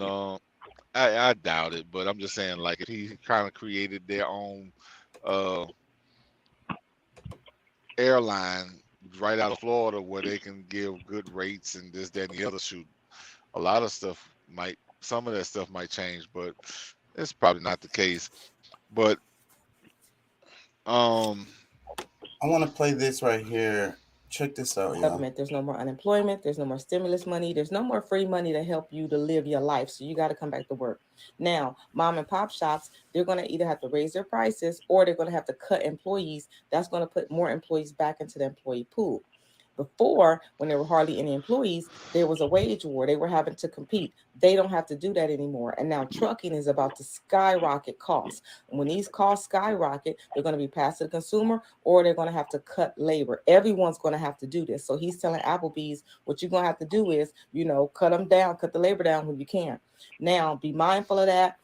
People are going to have to work second jobs. So be flexible and be smart with your schedule. But this is about to happen for everybody. This email leak from Applebee's, hold it and read it at your leisure. I'm just going to give you the rundown. So basically what they're saying is that employees are paycheck to paycheck. So gas is up, inflation is up. People are going to need to work more hours to maintain their living. So they're no longer competing with the government. There's no more unemployment. There's no more stimulus money. There's no more free money to help you to live your life. So you got to come back to work. Now, mom and pop shops, they're going to either have to raise their prices or they're going to have to cut employees. That's going to put more employees back into the employee pool. Before, when there were hardly any employees, there was a wage war. They were having to compete. They don't have to do that anymore. And now trucking is about to skyrocket costs. So, what do y'all think about that? I feel like this is the whole one of the big plans, like the big deal, like what's happening. You sure you want to hear my opinion? It's a squeeze. It's a squeeze going on. Go ahead. No, the squeeze Go ahead, been Pat. going on. Yeah, the squeeze has been in. Like, I mean, bro, it's the man. I don't know how many times. Like, let's go back in the last couple of weeks to see how many times I've said agenda. I swear, I feel like I done said it a million times in a short period of time. But no, all this stuff Well, is a some plan. people should have did. Go ahead. I'm sorry, bro. No, I mean really, you can go ahead because I mean it's not something that I haven't said before. I mean, you know, the virus coming in, the Jabberwocky, all that stuff not working the way they planned.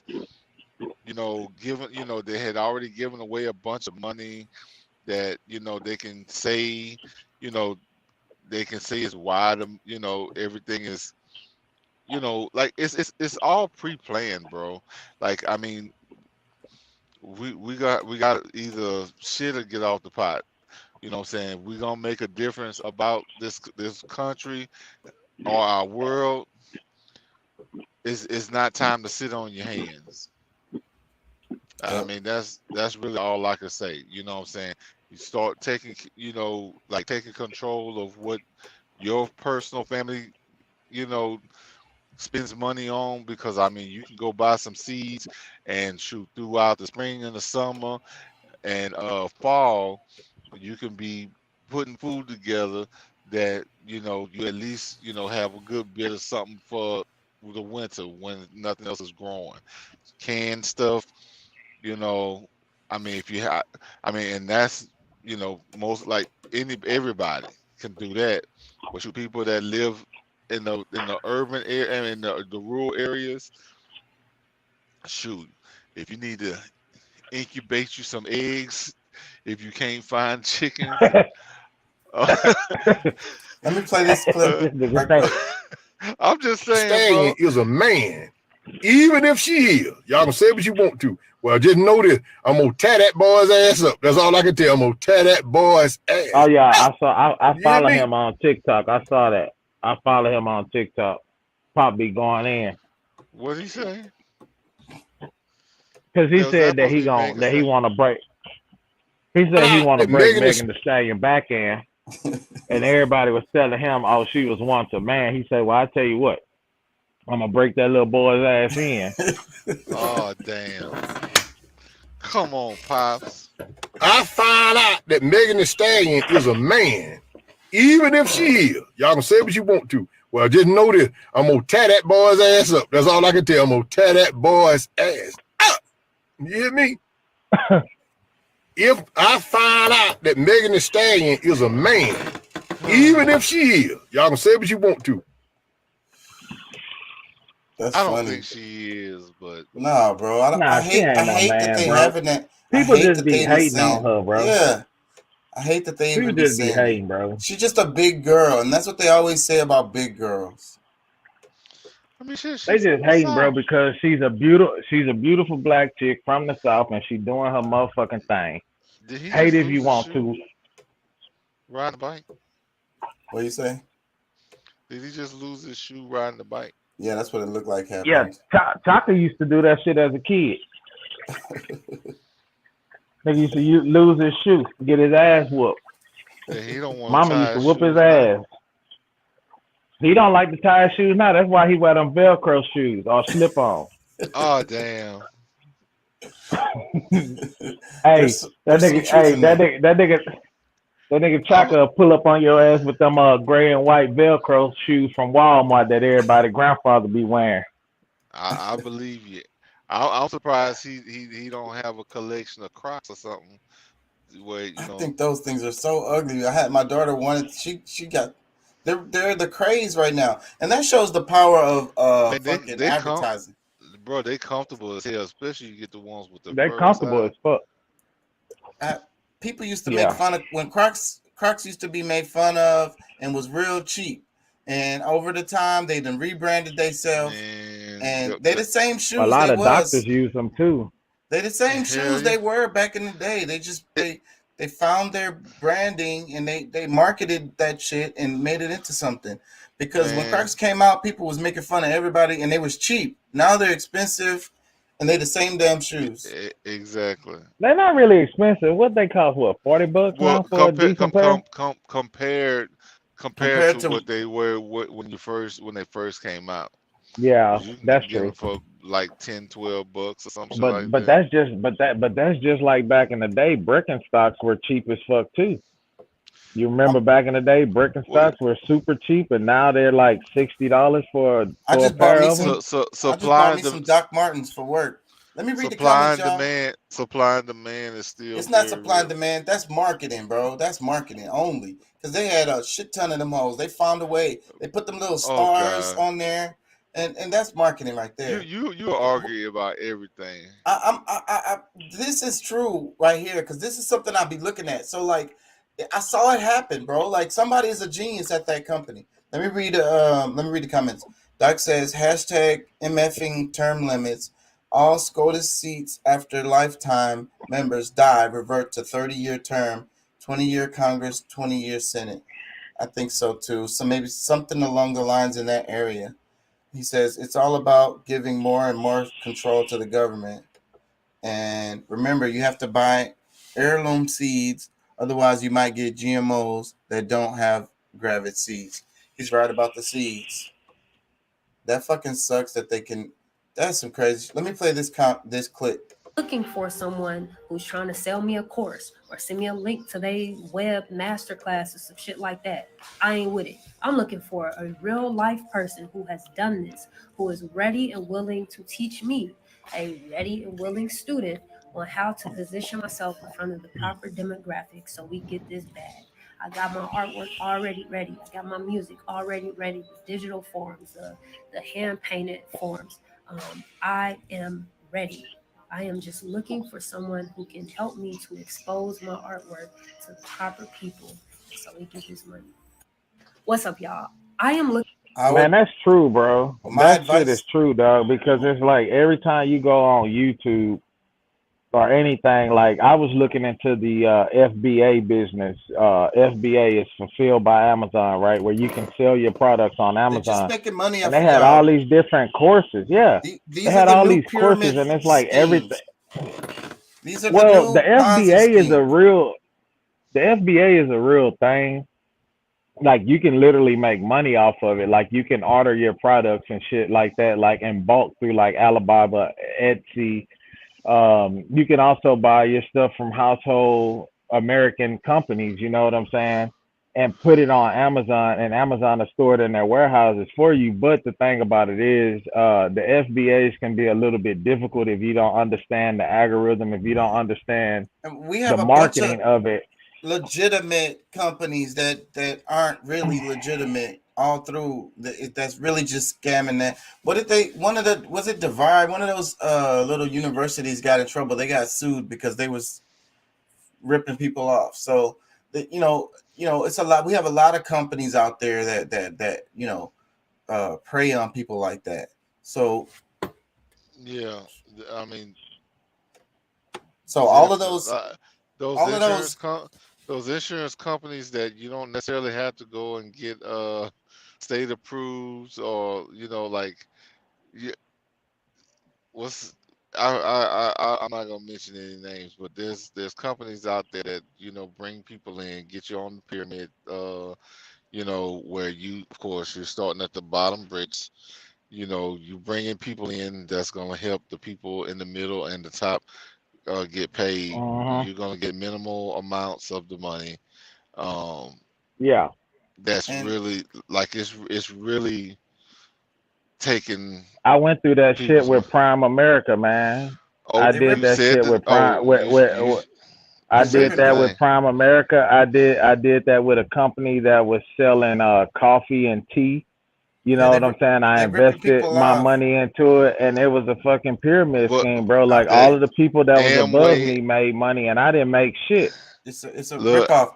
And just like what that lady was saying in the video about the classes, a lot of people are doing that online. It's like, oh, we're gonna sell you this class. It's gonna teach you how to make money or teach you how to do whatever, whatever, whatever. But really, they're just charging you 200, 400, depending on them how $2,000 and per fucking class. They're just ripping you off. But what I want to say about the well, comment, to answer the lady's question in the video, my advice to her would be to get pay for a marketing, branding, ad promotion package. They have companies that are legit out there that will, but this costs money. So that's the thing that people don't want. Like Jay-Z said it in one of his songs. or hire an agent.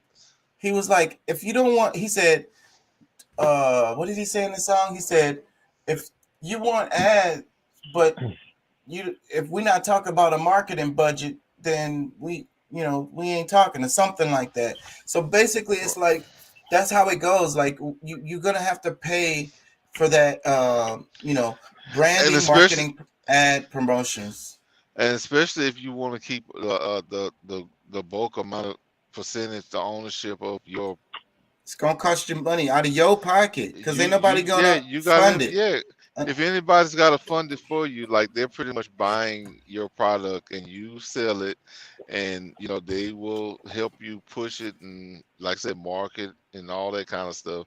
But But they if you're have not, legit companies, legit that'll do but they have their rates. You know what I'm saying? You could do of your course, research on their success. Like it's gonna be all out there. So like what they which do, means you're how gonna they pay do it, more. you gonna it costs money.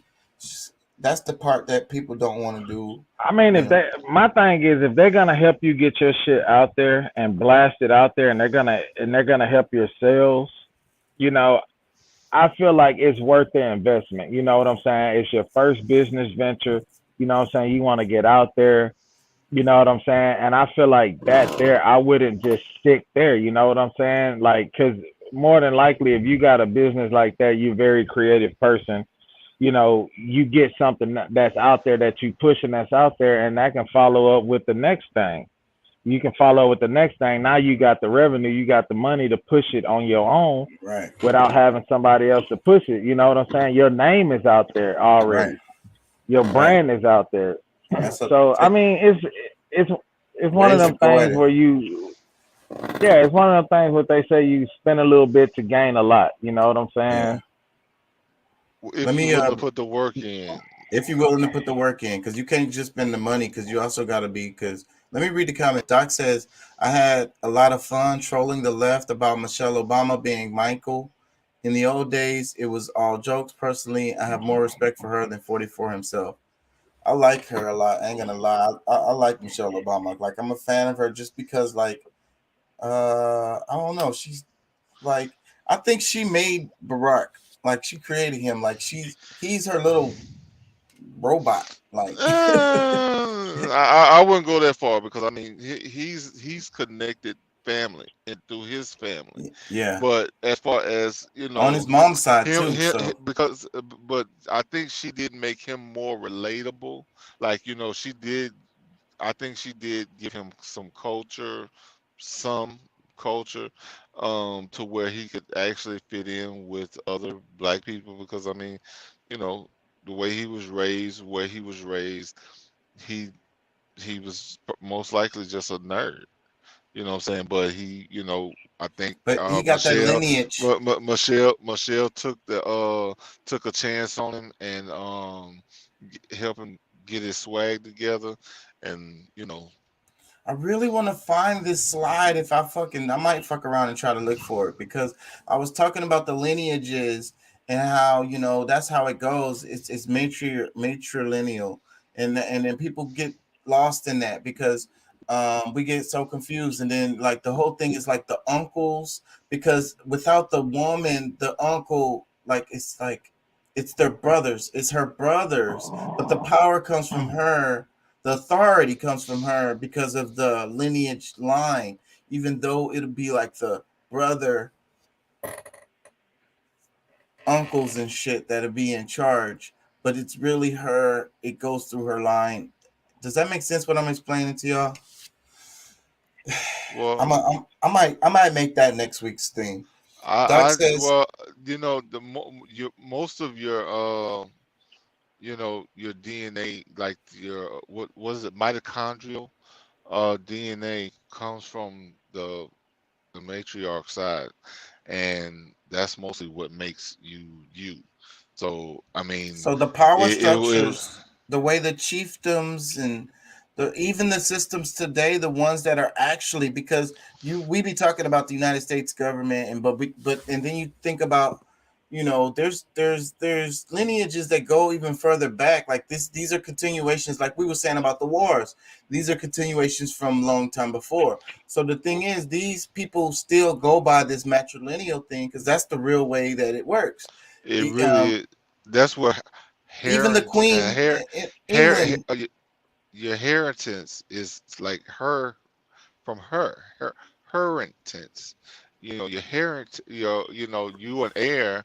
When you're an heir, it's usually because of the mother side, but because of the patriarchy, like the man run everything, he's making confusion. Well, yeah, I mean, it's just based on the structure. You know what I'm saying? Of course, I mean, either way, I'm setting up, gonna set up stuff like both me and my ex, are building stuff for my son. But either way, if we really look at like at least the way we did things before, because even though the men did a lot of the leg work, it was still based on us and our respect for the women and what they they brought to the table, what they added to us and to the world, really, our society. So I mean, let me read the comments. Doc says, I go one step further. If Michelle had run as VP to Hillary, they would have beat 45 hands down. I completely agree with you, Doc. They would have blown them out the water. A lot of people love her. I think they would have had a better chance. I think after a lot of stuff that had happened, even as much as they don't like Michelle, I agree with him. I think just as much as they don't like Hillary, I think that Michelle being on the ticket would have pushed them over the top. All the black women would have voted for them. It would have been a wrap. They would have got all the woman vote. But the demo, like they had that anyway. I mean, black women vote the same way every time. That's not true. Let me read more comments. They do. Doc says, Prime America is basically, you do well if you can get behind talking old people out of their retirement money to invest in them. Oh my God, bro. That's why I be so particular about which jobs I have. That's why I'm a little lame server, because I don't want to do a job where I'm fucking like robbing old folks at their retirements and shit. Bottom line, Bottom line, not a single woman in the world needs to ask for a DNA test to make sure it's her baby. Yep. So that's the reason why it goes through the matrilineal. It just makes sense. We know that you're your mom's son. Mama's baby, father's maybe. Daddy's maybe. Yeah.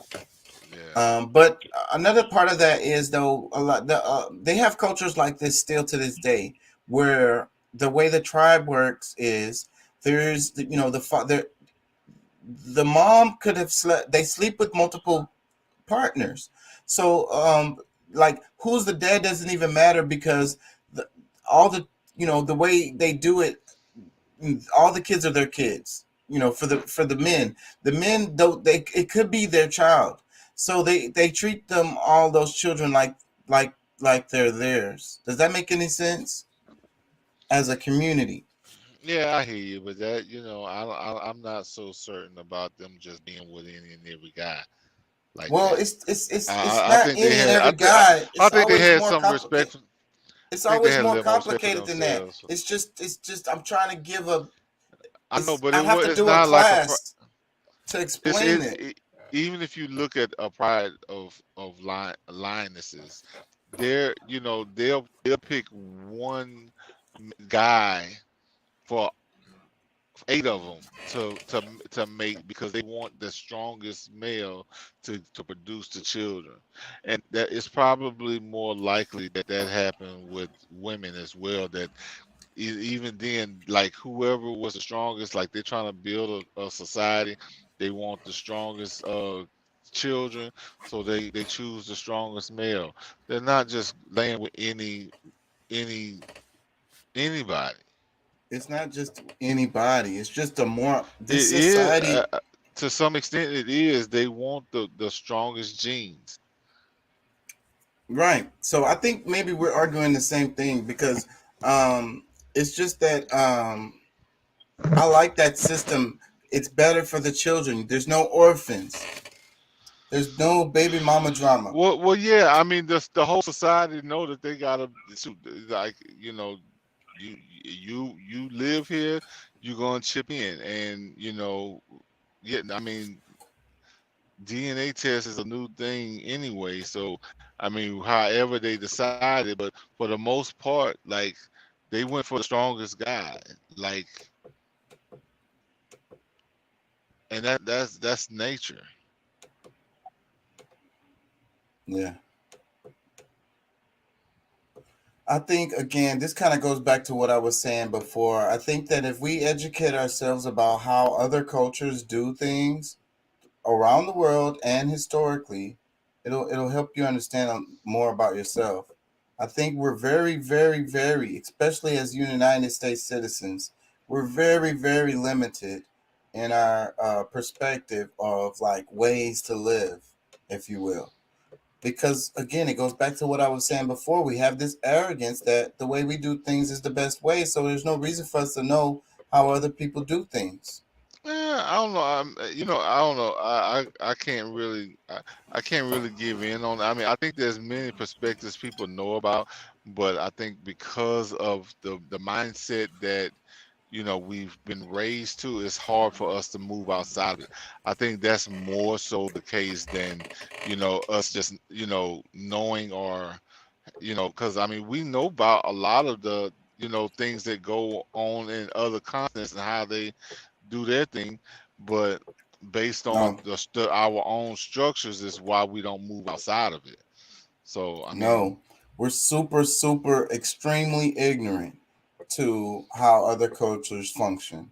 We have a superficial view. I'm telling you, this is what I study. So that's what I I'm trying to tell you, and I it's what I'm hear. trying to I mean, say.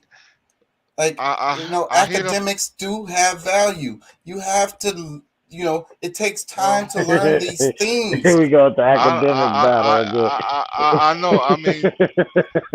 I mean, it takes time to learn these things. You don't know about the cultures around the world just But you don't have to by go. waking up in the You don't have to morning. go to school to learn. You don't have to go to school to learn about other cultures. Somebody got to teach you, or you got to Nigga, travel. you can go to the south. You can go to the southwest side of Houston and learn other cultures.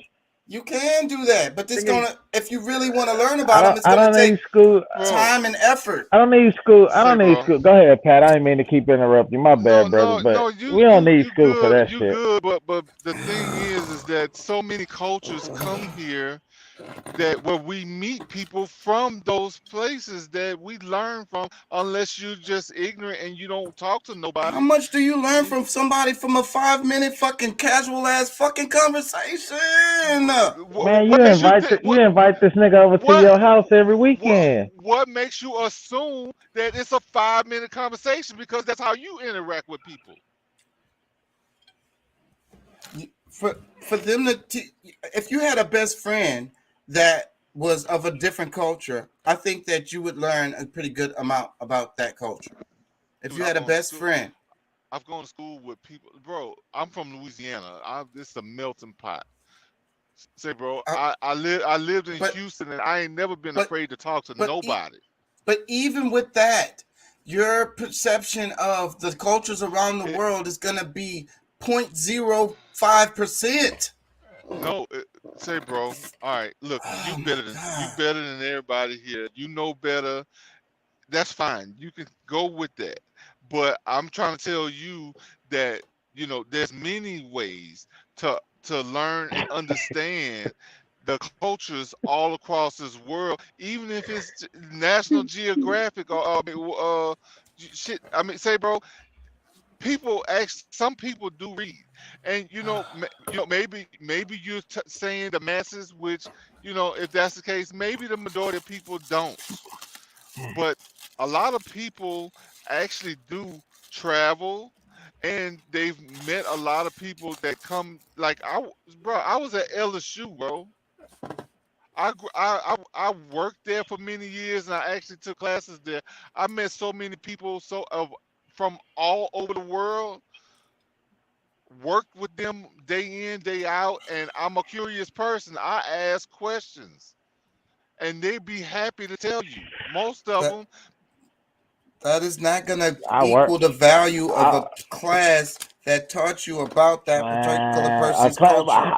The class is still telling you from their perspective, though, Taka. That's the thing that I argue. Yeah, that's the thing that I argue is because a class is only telling you from a perspective that most people don't fucking trust anyway. Because look at how they painted Africa and the Middle East on fucking TV, doing all of these fucking charitable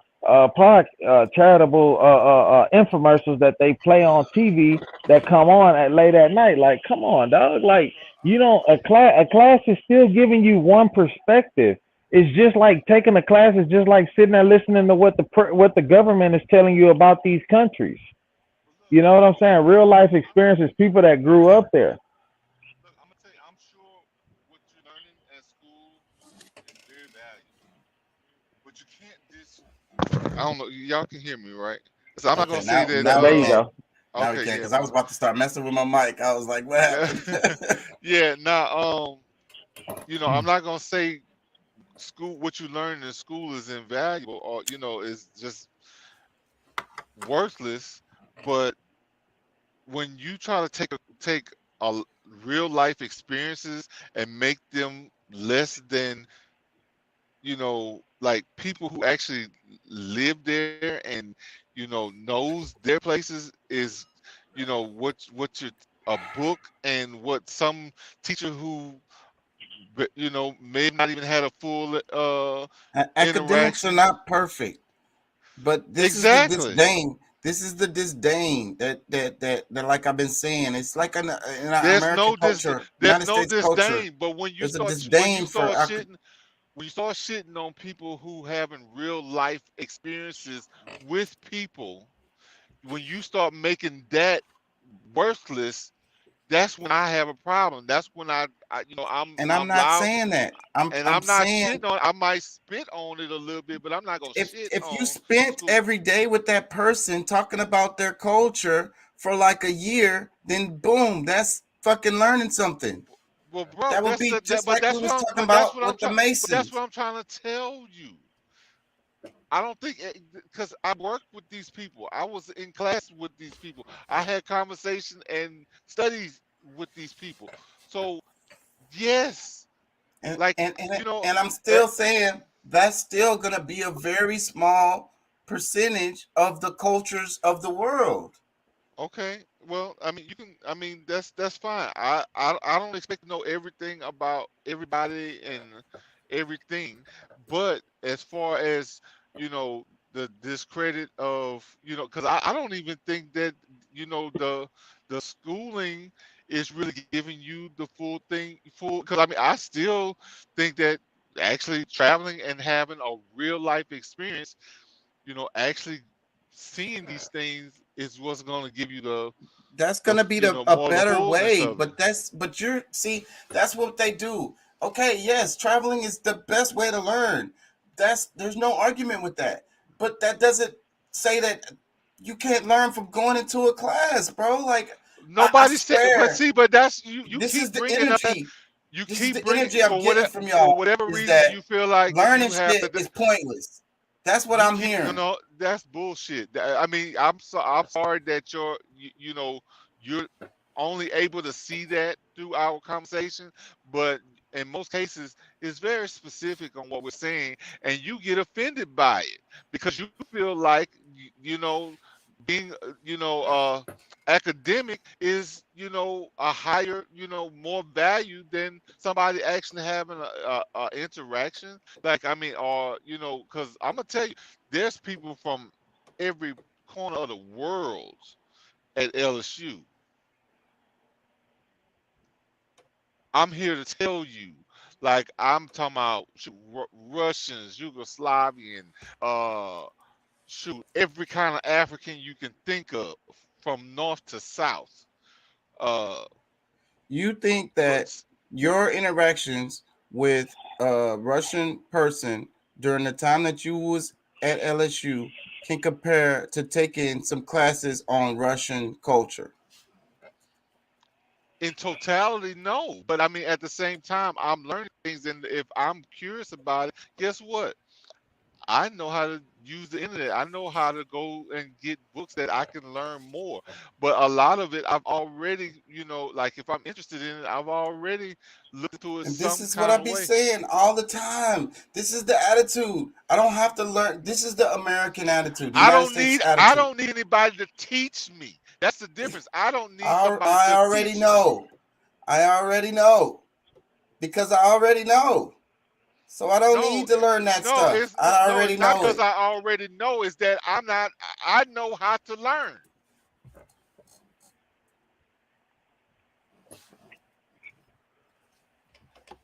That's the difference. I know how to learn.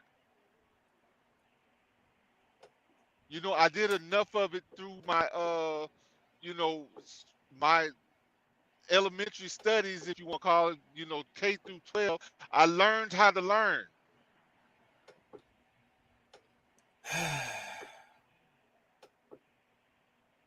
Romanian border. Let's hear a little bit of this. Тепер на Румунію, далі на Германію. Поки що ми пересікаємо границі Румунії, потім далі перед нами відкрита все. The music is gonna kill it. Yeah, I feel like there's a disdain for academics in the States. Okay, well, that's just how I feel. Other countries aren't like that. They send everybody don't have time. They send their kids to school for free, and everybody feels like everybody needs to have a certain amount of education. And these people are way more politically inept. Damn, that's a beautiful chick. I be saying all the time, sometimes a fade is totally fine. Everybody don't have time to go sit in a class. Whew. Go ahead. I'm sorry, I got distracted by the screen. Can y'all see what I see?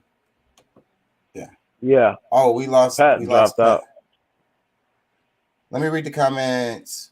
Doc says, in some of my writings, I have country ruled by the first male child of the matriarchal line.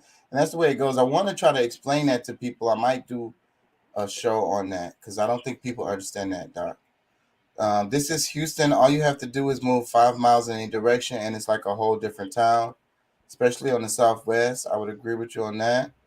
You say you can learn from a class, but also tell us we are taught wrong information.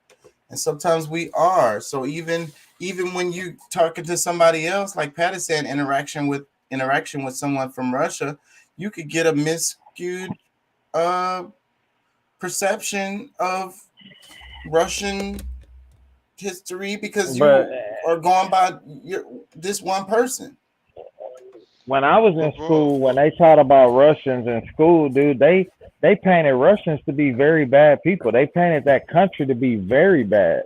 Yeah. You know what I'm saying? Doing it again. So it's now. like, I mean, so I'm like, so I hear what you're saying. I'm not totally in disagreement with what you're saying, but at the same time, I feel like you don't have to get in debt and take a college course to learn about other cultures around the world. You don't have to go. There's so much study you that have you can to take do. the Hell, time. the Houston Library is so huge and has Academics. so much of that shit in there. Academics is the act of like going through the process of learning, and this takes time. You can't just wake up and do it. You have to learn about the basics of this idea, and then you go into some more complexity of that idea, and then you go into some more complexity of that idea. But also to be able to understand that idea, back when you're looking at the basics of this idea, you're going to have to look at the basics of some other ideas that are related to this idea so that you can get into the complexities of this one specific idea.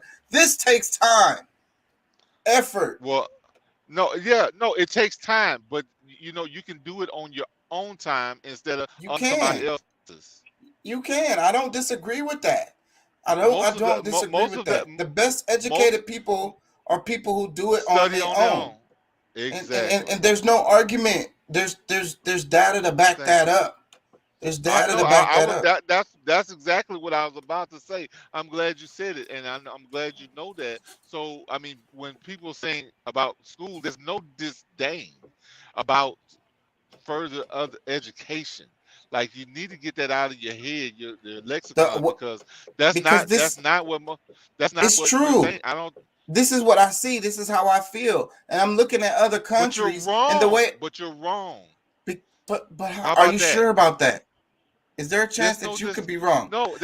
What I'm saying is the way other countries of what somebody else is thinking is kind of, you know, like the way other countries look at education around the world is different from the way we do here in the States. That's a fact. But why? I mean, there you go with the why. Why is infinite. We could talk about why forever. Because they don't teach us shit. They don't teach us shit. They lie to us. They teach us all the wrong shit, and they whitewash our education in this country, and that's why people don't give a fuck about the education over here. They rather learn on their own. The reason why, and a lot of people do like to do their own research, because you know there's certain things that they're more interested in and ready to learn about now, instead of waiting 3 years to get into the part that the teacher, what the class is gonna lead you to. Like, when you can study on your own terms, and you can research and see what it is, the same thing that you might learn in a 4-year period, you might be able to learn in 1 year, because you can move past. Okay, I get that. All right, I get that. You know what I'm saying? And everybody's not looking to write no term papers and this, that, and the other. The main thing is to have an understanding, or at least a good perception of what's actually going on in these places. You know what I'm saying? The culture is not, like all of the structure that you're talking about is cool. You know what I'm saying? We had the same discussion last night. Everybody doesn't learn the same way. Some people pick up on things a lot quicker and actually learn better when there's not somebody breathing down their neck. You're not hearing what I'm saying. You're still saying this. You sound like you're saying this American exceptionalism. You know what I'm saying? And that goes back to what I'm saying about the pride. But you hate America. I mean, I don't. You talk shit about everybody. I love America. This is where I'm from. I'm born and raised in Houston, Texas. I'm a Houston Texan. If they're not taking your, but if you haven't noticed, if they're not taking your approach, you find a way that they're not doing it right. No, I'm saying that you got people aren't aware of the information because they've been given very limited information. Okay, and then they go off of this limited information with a superior view of a subject that they have an inferior view of, because they haven't taken the time to dig through this information enough to evaluate it. I do to believe have I do believe valid that opinion. Yeah, I do believe that exists, but there's more people that's smarter than I think you realize. And if those are the people that you're not meeting those type of people, I kind of feel for you, because there's a lot of people that I know that some of them have gone to college for certain things, but then they still are studying. They still like in their corporate jobs, they're meeting new people where And they get everybody new who's interests. everybody who's successful in this world, when you see pictures, interviews with Bill Gates, he always got books. I was watching a documentary about him. He has like a little sack of books that he carries with him, and these are different books. After he reads them, he's got another set of books. He's always fucking learning shit. Let me read the comments. Doc says, "No, you say school teachers us wrong things, and you say you can learn about other cultures from school." That teaches U.S. wrong things. No, you say is, but see, because he's saying pretty much that like you're confusing shit. Like you're saying that I'm confused by that comment. I don't even get it. Yeah, because what he's saying is that there's times when you're saying that we don't learn nothing from school, but we really should go to school to learn.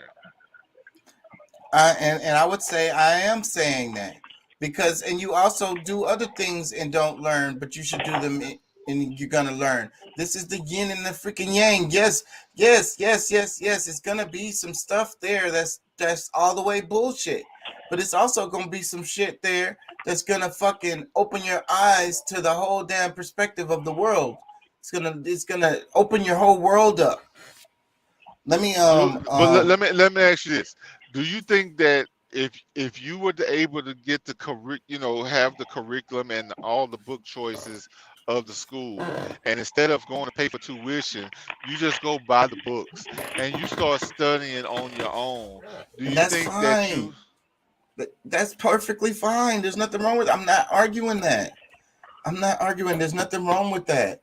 That's probably the best way to go. But that's not easy. That's difficult. That's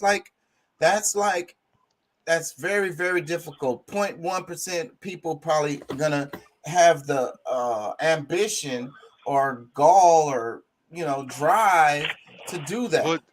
But see, we're saying the same thing. I've said when we talked about it yesterday, I said it today.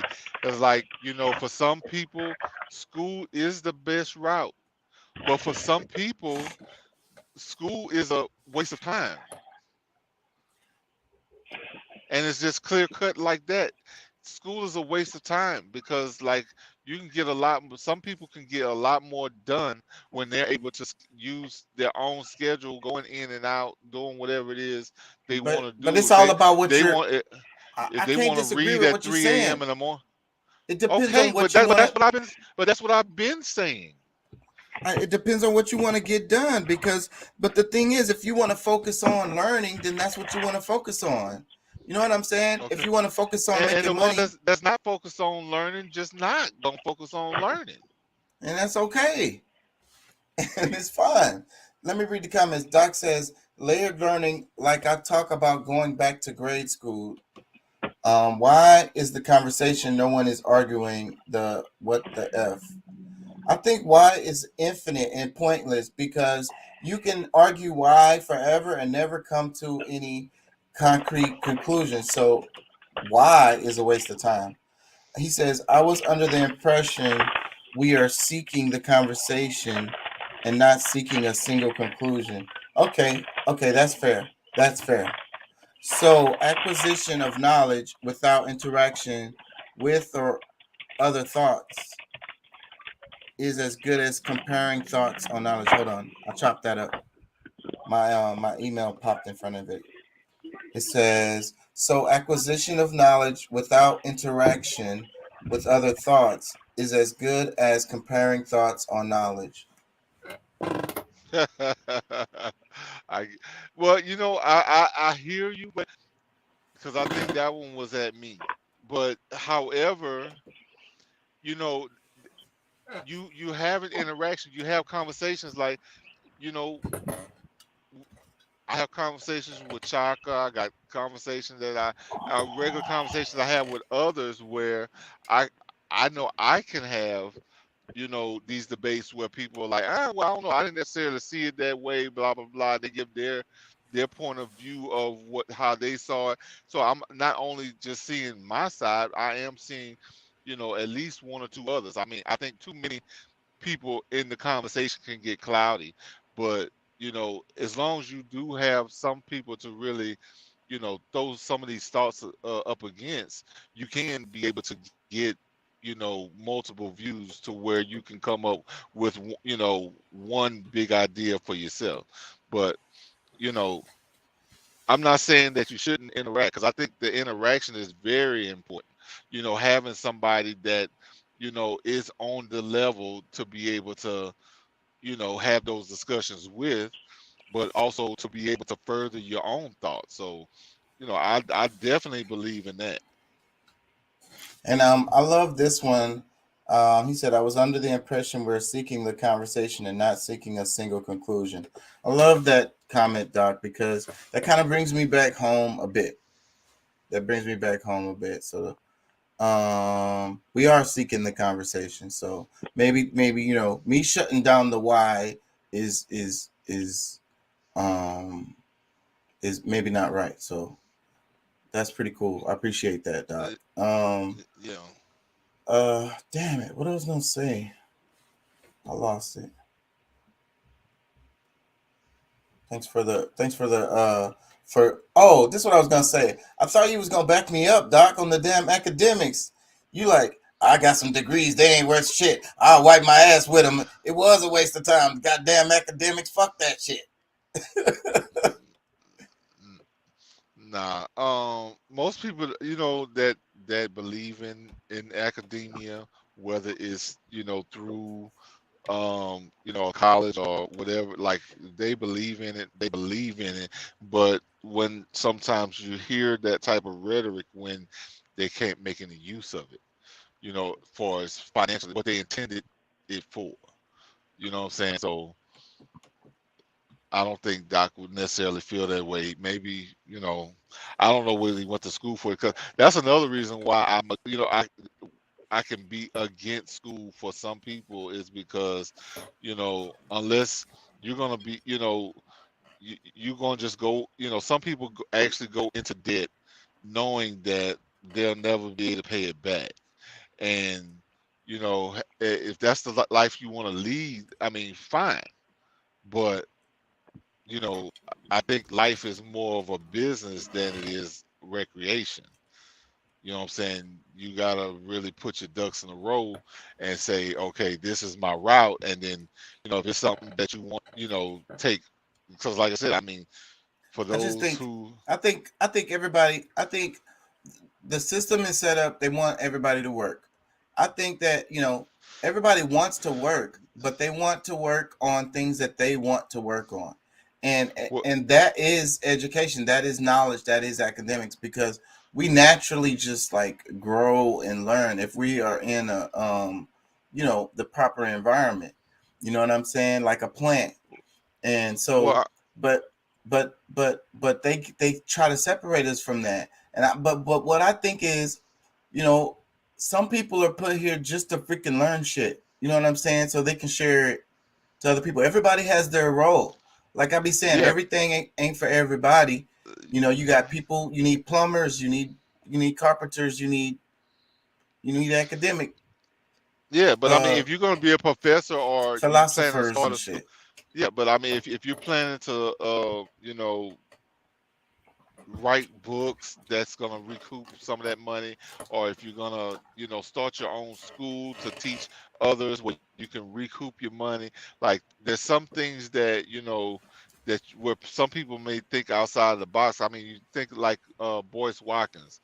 I mean, he tried the whole thing of being professors at these big colleges and this, that, and the other. But where he found his biggest success was when he used the knowledge he had to start his own business. If you're looking like that, I mean, I think that's more of smarter business. I'm looking at trying to start my own business. I ain't gonna lie, and writing books and writing articles. I'd love to do some ethnographies and go to like Jamaica, Haiti, Honduras, Belize, and let them pay me to go over there and just interview these people, nigga. That's my dream job. That would be contractual too. So it would, that would be cool as fuck. But yeah, Well, look, and then I'm gonna put it into this channel. So that's another thing. I've been watching people, and I've been watching certain spiritual channels for a long time, and a lot of spiritual channels that I follow have gone really stale because they're just saying the same things over and over and over and over again. The shit that got old and stale. You know what I'm saying? And you know, my guess as to why that is because their learning has stopped. Their growth has stopped. Spirituality never ends. It's an ocean. Academics never end. Learning never ends. You know, growing never ends. So if you take too much of your attention away from that, putting energy towards that growth, then you get lost, and now you done got stale and you plateau, and you again there goes the I know already. There's no reason for me to read the shit. Let me read comments. Let me read comments right quick. Doc says, my degrees are solid. I believe in learning for learning's sake. But if you don't use that education to grow by comparing it to other ideas and thoughts, then you stop learning after the books. I agree with you, Doc. And that is a waste of the whole thing. So, okay. So he's really saying, backing up a lot what I just said. And let me read some more. He says, up to the 12th grade, we are taught to acquire knowledge. It's college. We are where we get taught to apply that knowledge to ideas and use it to solve problems. See, that's backing me up right there. That's why I want to get everyone a 2-year degree or trade certificate for free. And I completely agree with that. And that's what Bernie Sanders was screaming. And I agree. Everyone should go to school for at least for 2 years. Everybody should go for free and take whatever the fuck they want to learn in there. And he says 13 years in school instead of 12. Use easy. it wisely, people. If that's something that passes and we ever get that, use it wisely. Don't just go learn anything. Put it towards something that you can actually apply. You can use for yourself and your family going forward. Like, you know, bro. You know, social studies, social, you know, degrees are good if you start, you know, planning to be a psychologist at some point. But starting out with that and ending with that is gonna have you heartbroken because they're gonna be on your ass about your damn you know, unless you pay cash for school. Whew, I ain't gonna lie. I know what you're talking about. Yeah, it's coming for me. I'm just saying, like, because I look at it for a holistic view because I don't think it's but like hopefully I never can make thought some money. Yeah, I mean, I ain't gonna lie, I'll back you up, bro. Like, you know, because I mean, it's gonna take some money to do this when you go on these trips. Not just getting there, but once you get there, for people to give you some access that not any and everybody can get. Shoot, they're gonna be looking for some, you know, you to lace them palms a little bit. You know what I'm saying? So figure something out. That's why I say I'll figure something out. I'm a talented dude, and I really dive into subjects, and I don't go. That's the difference between me and a lot of the other students that even be in the classes with me. And we had this discussion in one of my classes last semester. It was like, you know, I really studied the classes that I take are stuff that I study at home. You know what I'm saying? I'm studying the same stuff at home that I'm taking in this class. Like these people are taking this class for a credit. I'm taking this class to help give me, you know, names, you know, stuff to look up, basically. You know what I'm saying? Books, ideas, like certain people's names. It helps you research stuff. You know what I'm saying? And that's what I do. I research all day, bro. Like I go down rabbit holes all day, whatever the hell I want to look up. And I think that makes me a free Negro. You know what I'm saying? I'm one of them free niggas, really. And it's really kind of strange how I can just hover in this place that I am in. You know what I'm saying? With all these freedoms that I have. I mean, but there's consequences to these freedoms. You know what I'm saying? And so that's just what it is. But like I say, everything ain't for everybody. So me being able to do this, I'm doing this for the people. You know what I'm saying? I'm trying to, because everybody don't have time to do this. You know what I'm saying? That's what I'm saying about academics. Academics take time. to be a 360 Mason, you're gonna have to be studying all day, every day, for years and years and years. If you're trying to get to that, what I'm saying is you can't really make it to that. But you get what I'm saying. If you're striving for that, that's studying all day, every day. Well, you never and that ain't even no time to go to work. But That's having no time for being work. being a 360 Mason is mostly about understanding. It's not necessarily about knowing everything. Yes, but you gain understanding with perspective. Yeah. So we talk about all the time on this channel. Yeah. I was about to say something else before you made that comment, and I had to rebut because I just had to. But go ahead. You lost it. See, you talk about me. And I don't even smoke weed. Yeah, I don't. Damn. What was the comment before? What did I say? Yeah, we move on. Maybe it'll come back. It's fine. Most because our conversations always kind of come back around. It always comes back. Doc says people need to realize this generation hates to do things any hands-on specialist job, plumber, electrician, etc., are about to be the new middle class, and the smart ones will be the next corporate giants. And I completely agree with you. And I said in yesterday's show, I think that the most intelligent people out there, the ones that are able to use their talents in the best way are independent contractors, people that do they specialize in something, and that's the way to go. And learn how to do something really well and do that for your whole neighborhood and everybody else. And Look, I know what I was gonna say.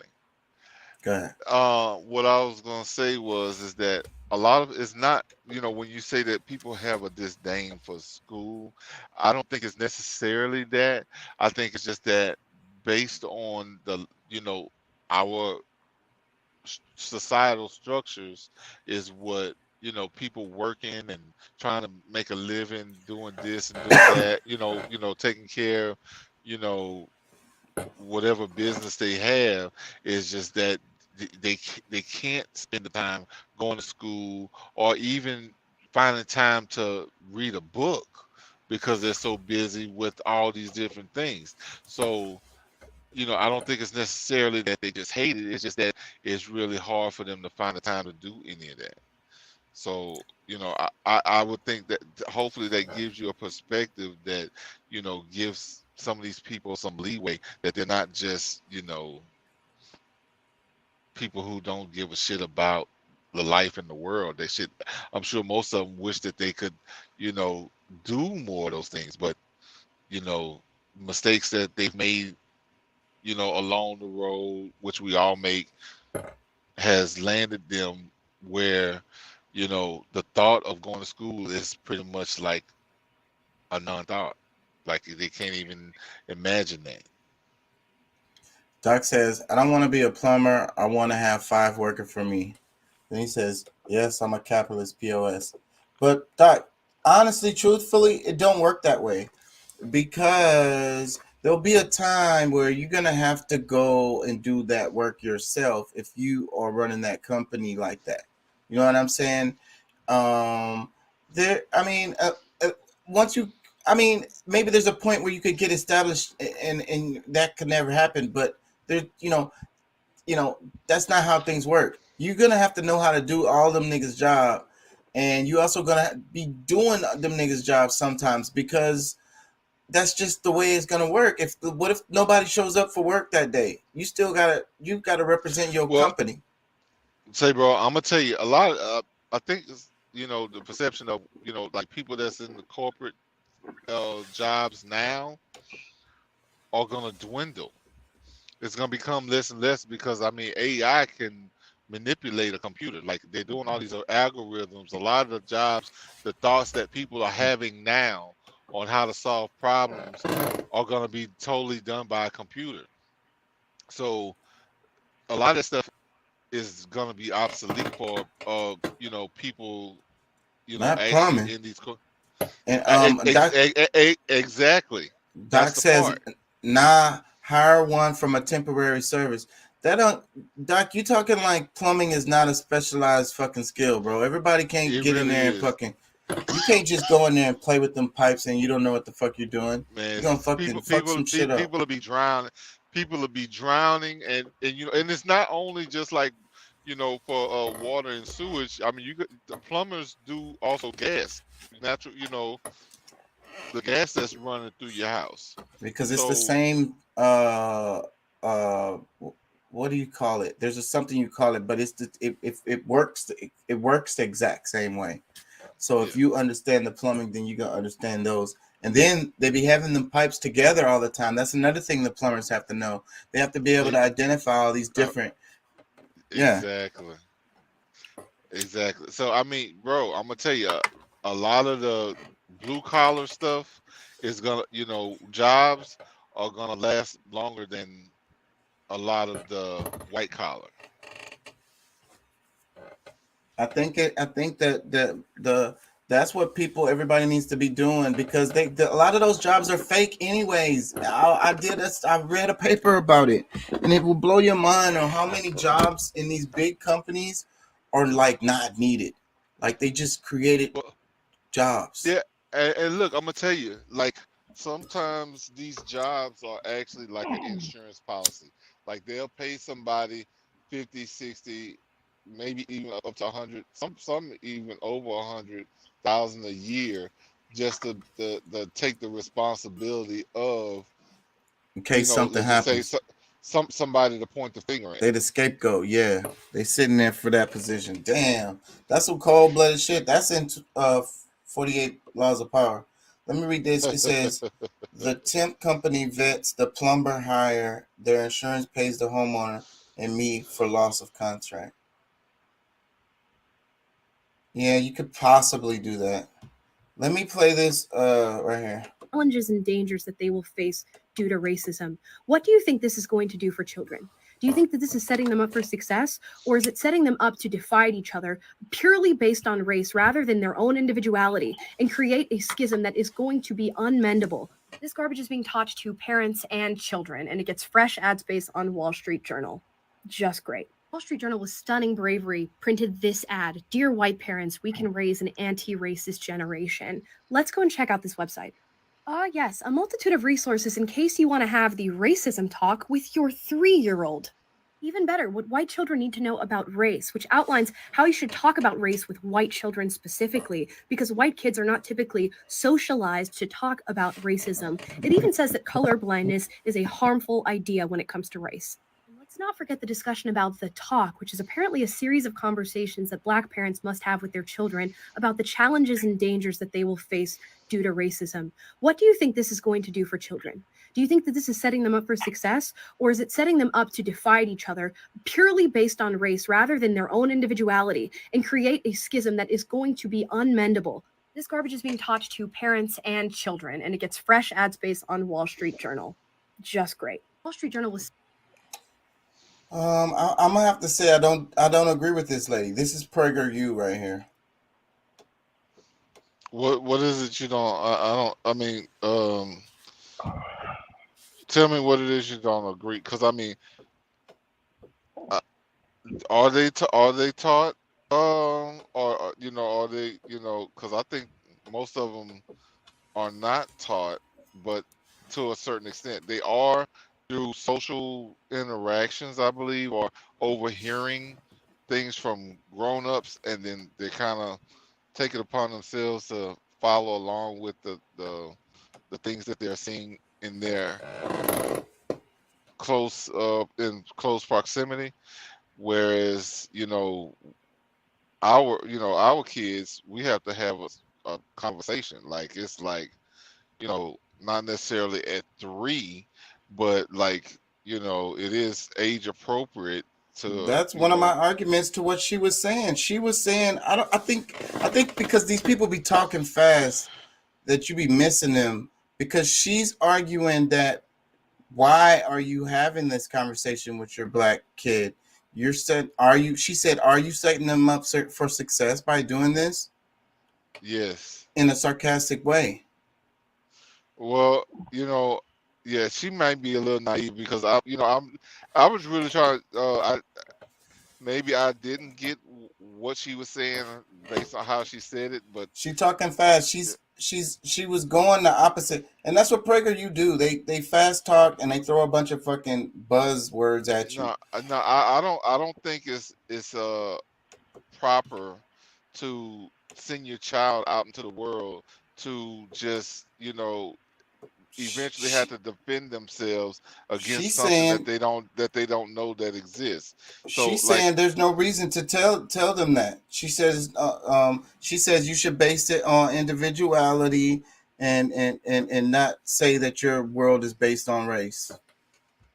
That's what she said. Let me play it. White kids are not typically socialized to talk about racism. It even says that colorblindness is a harmful idea. Wait, let me play it. I want to play it back because she's talking really fast. I think that you're missing it. Yeah, she's talking about a Times.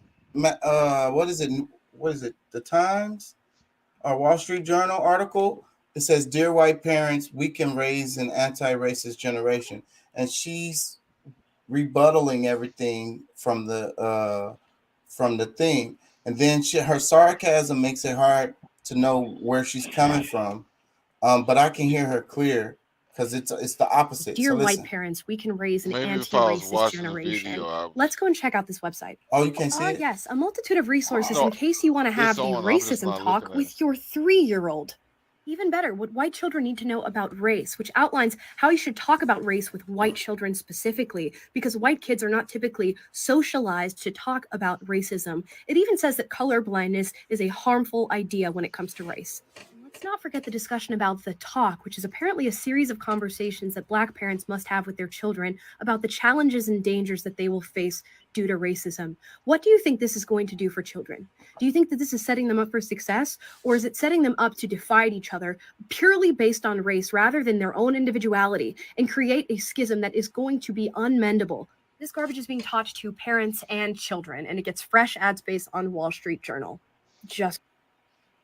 well, she's a child in my eyes. She it's good to have those bright ideas of the kumbaya, but as much as we might want that, it doesn't mean that that's what we're going to experience or our children are going to experience. Because I'm gonna tell you, my mom didn't really go through the whole a conversation with me, but I'm from Louisiana.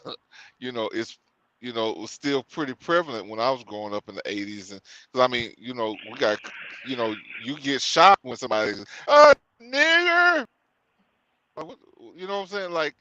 I'd rather my child be prepared when they hear that so that they can brush it off so that he already understands that this is an ignorant person that you're dealing with, and they potentially might want to harm you, so you have your guards up and ready to deal with any situation that might come towards you. But first of all, you just know that this person has been taught something that is really some bullshit. So I think having the conversation is me arming my child, them preparing them for something that could happen, and hope that it doesn't. Yeah. I teach them to be fair with people, not to especially don't be too don't be braggadocious because you know what I'm saying, you got more shit than all your friends. But and just be a kid, you know what I'm saying? Try to enjoy life, but at the same time, you might run across some people who just won't like you because of your skin color. I have to do that.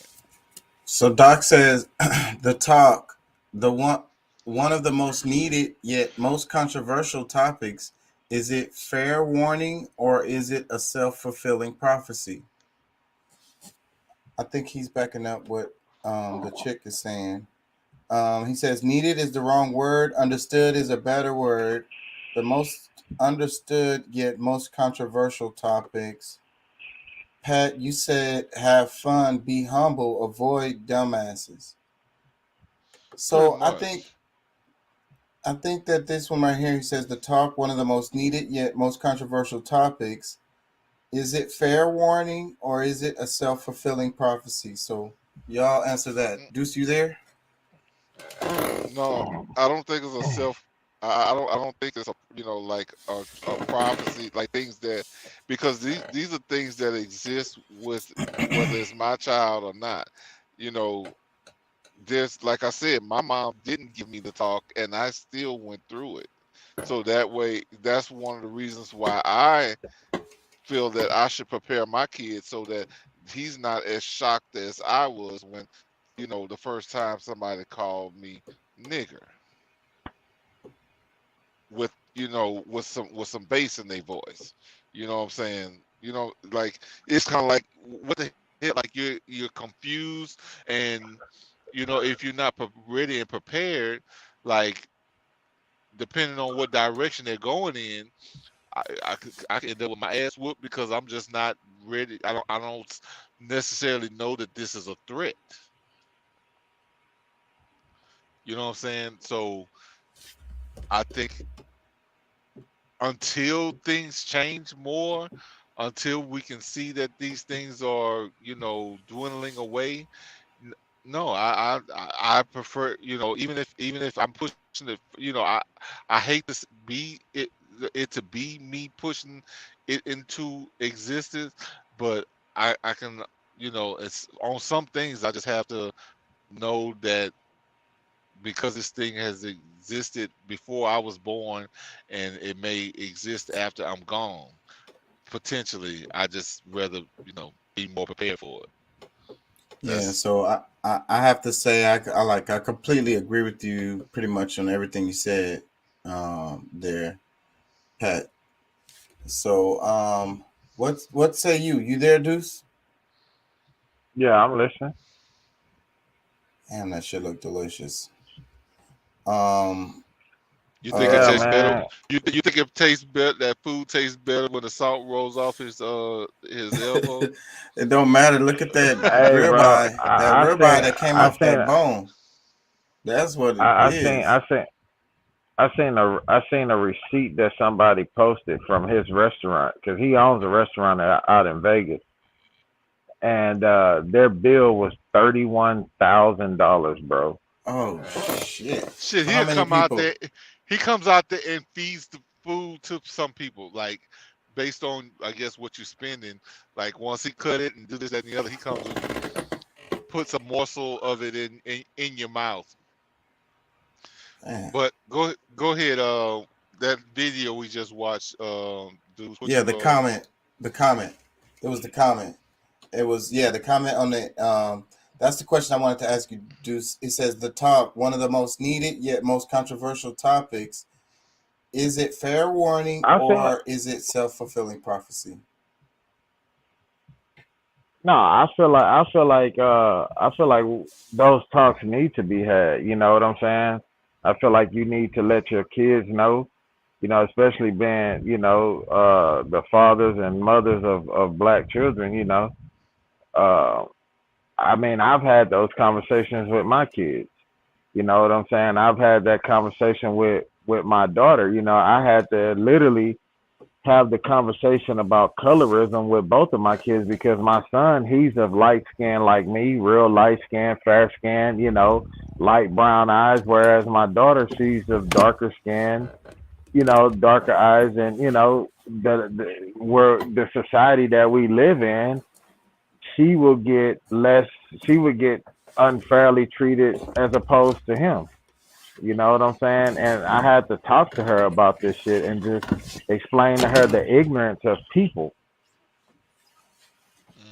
In general, because sometimes in general, from, your own people, because the colorism is more when it's your own people based on, you light skin, you think you all that, and dark skin, that's like, you ugly.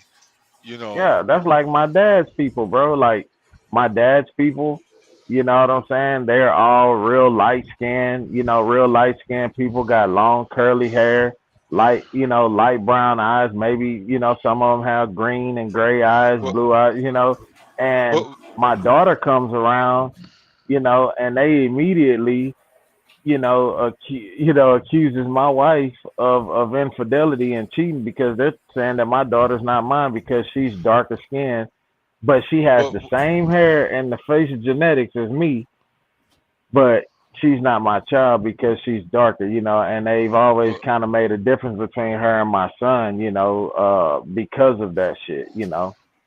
But dudes, look, because I think because see, the conversation was more so on erasing racism. So I mean, I think it's more geared to the black and white dynamic. What would you say as far as when they're dealing with other races, even if it's Latinos or something that might have something against your kids' brown skin? Yeah, I mean, I feel like they need to know. I feel like you have to have those conversations. You can't erase racism because racism comes on in all forms. You know what I'm saying? Because it could be. We've all seen it so many times, bro, where like the cool white person that your cool white coworker may think it's fine to crack this joke, but not realize and say, bro, that shit is offensive to people of color. That could be portrayed as racist. You know what I'm saying? Because I feel like I don't feel like we should erase it. You can't erase something that continues to exist, but I feel like society wants us to forget about it. They want us to stop having these conversations about race.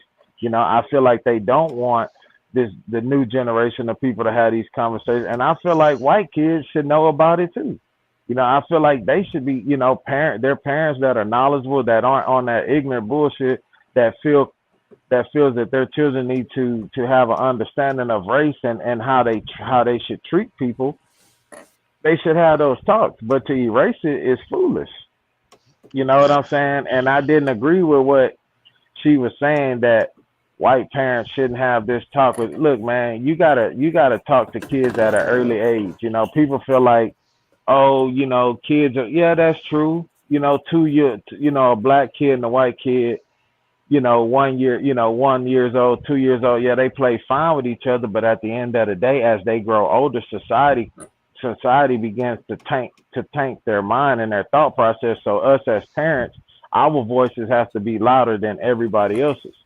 You know what I'm saying? We have to have these conversations with them. We have to have these talks with them, about this shit. Well, because I mean, we're the ones that's usually attacked, and that's why we know that that's something that's that I don't want to use the word prevalent, but it's definitely this is something that still exists, and we don't know what direction it'll come from. So as far as like ignoring it just to try to do a social project just to see if we do or we don't. No, I think that actually preparing our kids, and because you have to go through the whole process of letting them know that, hey, you're gonna have some white people that's gonna love you, but you're also gonna have some that's gonna hate you, and that's why you got to be careful of everybody that you deal with, because it can, you just won't know who it's gonna be. Let me read the comment. Doc says, do you feel like by telling them to expect it, they are more sensitive to unintentional comments and people that are more uneducated instead of actual racists? Well, a lot of time the ignorance can be more dangerous than, because I mean, just like what Deuce was saying about the person that, thinks they can make the joke, they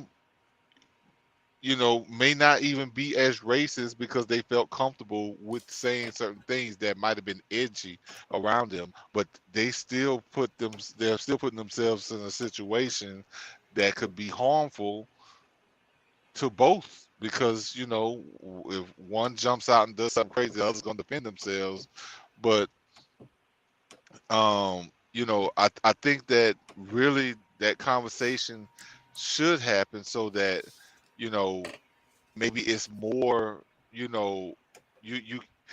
when it's real racism, it can be recognized early, and not only should should it be an issue for black people to deal with, other white people should get involved to make those people more outsiders than the people who's being attacked. And that's really one of the bigger issues in our society, is that people who have a voice don't use it, and they'll leave their friends that's of another race just sitting there to deal with some bullshit, or people that they may have some sensitivity for in a situation like that. They get quiet because they don't that it's still that whole buddy unspoken rule that hey, we're the same race, why are you telling me anything? You know what I'm saying? It still kind of exists. Let me read more comments. Doc says, I grew up in a time where I was called a ninja and a ninja lover. No offense to Asians, just saying. Just because I lived in the same area and got beat up by both shades of asshole because we were poor and lived where we could afford. Yeah, no, and I get that, bro. I mean, look, I have friends that would take up for me, and that's where I think that gave me a different armor to deal with life, because I mean, of course, I knew that they had those that didn't give a shit, and I knew that there were ones who did, and that's that's just the thing about life. I mean, there's gonna be challenges but I think a lot of people don't know that there's people on both sides of this thing. Like, people try to put everybody in whatever box. And like I say, black people like to say they can't be racist, but I disagree. Let me read another comment. He says, Pat, that's so much better. It will go both ways, not all against, which is the talk I have heard. And I call those guys Schrodinger's douchebag. They say some racist, stupid shit. And if they laugh, they enjoy. If they don't, they say it was just a joke. Oh, yeah, man. That's that gaslighting shit that the motherfuckers be doing. Yeah, I was just playing. Yeah. Damn, bro, you're creative. That's just like, I might have to use that's that. Just like my Schrodinger's douchebag. That's just like my coworker, my team driver, the guy who I run team with. I was asleep, because I drive at night. He rolls through the day, but we were at the plant, and one of the other drivers, white dude, made a joke, and it was my co-driver, that white guy, and a Hispanic dude, and they were in there. The Hispanic dude, he had his video camera on, and he had actually he didn't have his video camera on. The way he explained to me, he was showing my co-driver a video of a car that he had just done. And so, but the other guy came in there making a joke to him about me running team with him or whatever. And my co-driver, it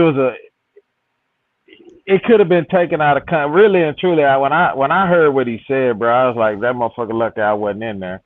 But he made this joke, and my co-driver got on his ass, you know what I'm saying? Because he's one of them that's kind of like Doc, you know what I'm saying? He grew up in Montgomery County, he grew up in the black community, that came up the way that a lot of blacks did and was raised around blacks, and he just, like, he let him have it, bro. Like, he was just like, I don't appreciate that shit. You know what I'm saying? That joke is very, like he told him, that joke is very racist, and he was like, furthermore, I feel like somebody like you need to be reported to HR, which he didn't take it to HR, but he came back and he told me about it, and the Hispanic dude, they recorded it.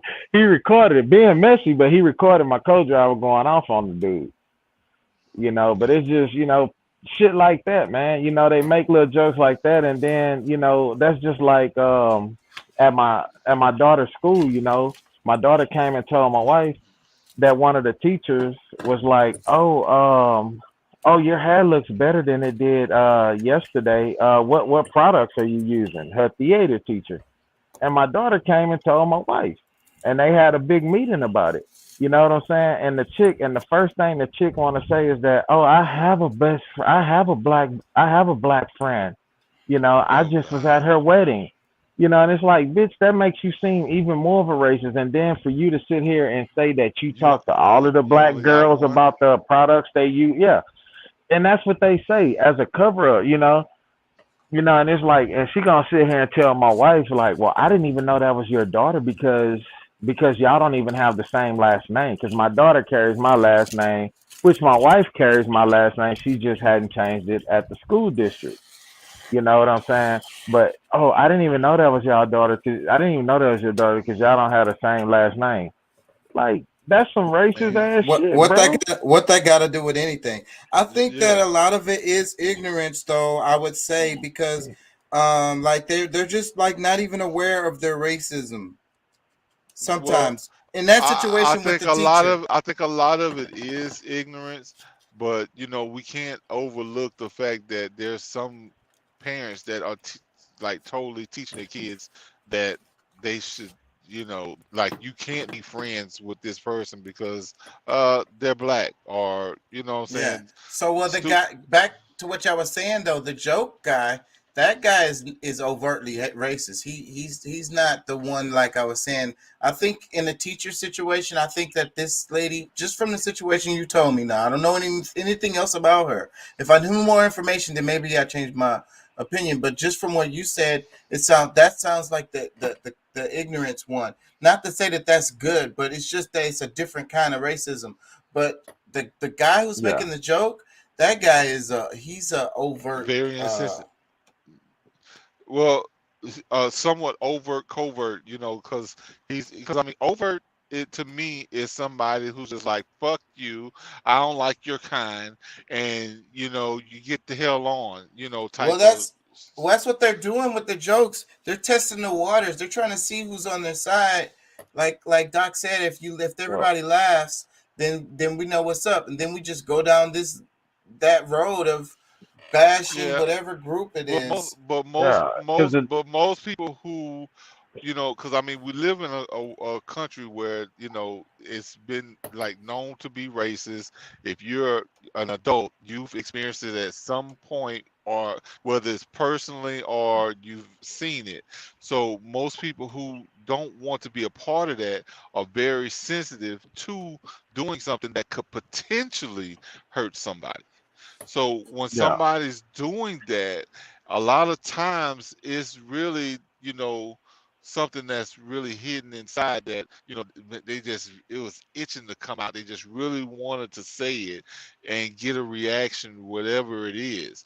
So, you know, the people who really go there, 'cause I mean, if you're going to go on a psychological process of thought, like these are, you know, if they're making these type of jokes, regardless, you know, like if they're, oh, I'm just playing, no, bro, that's not, you know, I don't think you was playing. You know what I'm saying? What compelled you to even want to say that or thought it was funny? Or find it funny? Doc says, secret about Doc, first girl I loved, 14 to be fair, broke up with me because her family wouldn't allow her to date a white boy.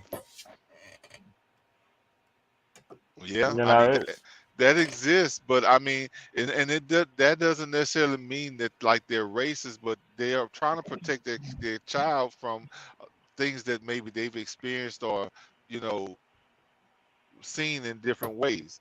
And you know, some people just have strong cultural views where, you know, in order to keep their child from going through certain pains, that, you know, they try to protect them, you know, in that way. So it's kind of hard to even really say that that was racist, but sometimes it really just comes down to them wanting to protect their children from potential pain. Or it could be racism. I'm just gonna say that. Doc says I can deal with the covert racism and even deal with them as human beings. The covert download ones, fuck those assholes. He corrected it. He said I deal with overt ones, not covert. I completely agree with you, Doc. Those Yes. sneaky assholes are the ones that I want to punch in the fucking face. Yeah, no, I got much respect. Look, I the got guy much that says respect for I hate niggas or I hate Mexicans or whatever the hell it is, and he stands on his square. Let's I go have a respect beer. that. Let's Yeah, go have a beer. we probably can talk more than the person that's the covert, because I mean, at least they're not the shiesty talking bullshit behind your back, and like the sneaky just slick Yeah. sly person. I actually respect them way more than somebody who is oh, I'm just playing, or I'm just trying to check your temperature. The You know what I'm saying? ones that's trying to fit in, that want to seem like they cool. Like this motherfucker made a joke because my wife make air fresheners, and I'm one of them. I keep air fresheners and keep my floors wiped down, Armor All down, and swept. Well, me and this white dude, the one that made the joke, used to team together. And I guess he found it offensive the way I stay neat and clean. I used to get on his ass like, say, bro, you gonna keep this truck clean. Like, like we in this truck 6 days a week. I'm not cleaning up. But he made the joke to my co-driver about my air fresheners and made some joke like, yeah, you walk into the black folks' house, it smell like this and this and this and this and this. What are they trying to hide? He said, I don't remember exactly what he said. But my co-driver got on John, the guy I team with, got smooth on his ass, bro. Like, hey man, that's racist as fuck what you saying.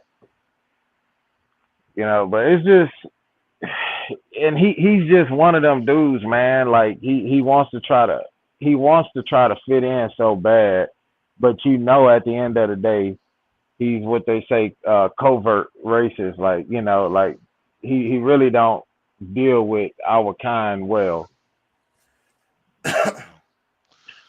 Yeah, well, and to the statement that Chaka made, I don't know if I'm necessarily trying to have a beer with him, but I do have respect for him because they're not being fake about who they are and what how they feel. You know what I'm saying? It's like, look, I don't even know why I don't like it, but I don't like your ass. Okay, cool. Look. Let's talk about it. That's why I say I want to have a beer with them, because let's talk about it. You know what I'm saying? Let's talk about it. We might like me and Curtis. Like, a lot of people don't understand me and Curtis' relationship, because even like we work together, people that don't know we're like friends, they think we're not friends because we're always insulting each other. Like, and on a personal level too. Like, really going there. But that's just how we, that's how we do. You know what I'm saying? So like, what I mean is, if I could have a racist friend. I totally could have a racist friend. You know what I'm saying? I think I could. Well, me personally, I'm just not gonna waste my time. Okay, that's how you feel. Look, I don't feel I should take my time to try to convince you that you should like me. I'm just not. Well, I'm not gonna do that. But I think that you can learn a lot, from conversations with these people. And I also think that, just like the Republican, Democrat, liberal, conservative thing that they have, I think that we agree on more things than we disagree on, and we just don't know it because we don't have the conversations. So that's why I think the conversations are important as fuck. So I think they're so valuable that I would, like I was saying before, empaths don't really have friends, bro. They have projects. So everything, and I'm an anthropologist. I study freaking people. Like, everything I'm doing is that. So I think those conversations are so valuable that I'm okay with this guy, and we can have conversations for a lifetime. Well, I've had. If he's not trying to kill me, now if he's trying to kill me, that's totally different.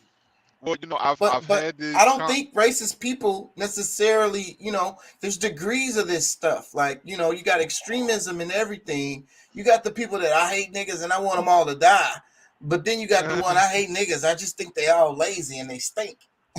Well, I'm gonna tell you, because see, I have had conversations with people like that, because for whatever reason they think I'm different, and I don't, Yeah, to some extent. I mean, we're all different, but for whatever reason, and I was curious about that. Like, okay, so what's different about me?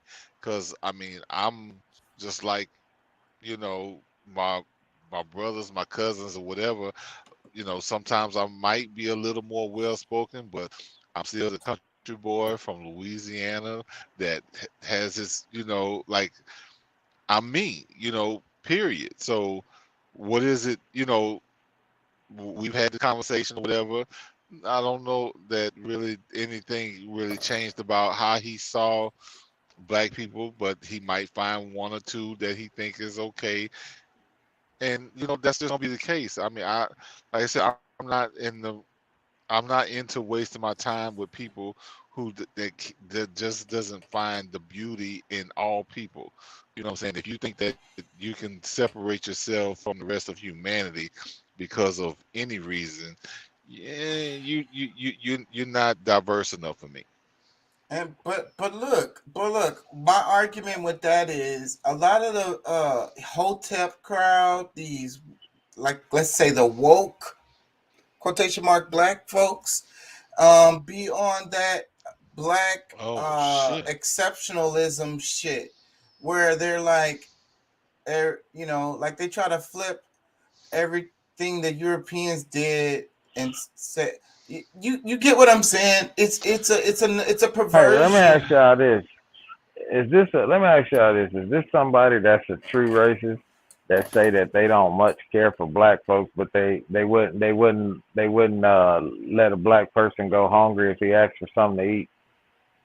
Right. I don't think they really racist. That's the thing I'm trying to get to. This is the psychology of America. So, sometimes it's a badge of honor. Sometimes it's a, like, I want to be accepted into the crowd. I just want to fit in. And, I just, this is what we do or whatever. This is tradition, or this is, this is the way it goes, or, you know what I'm saying?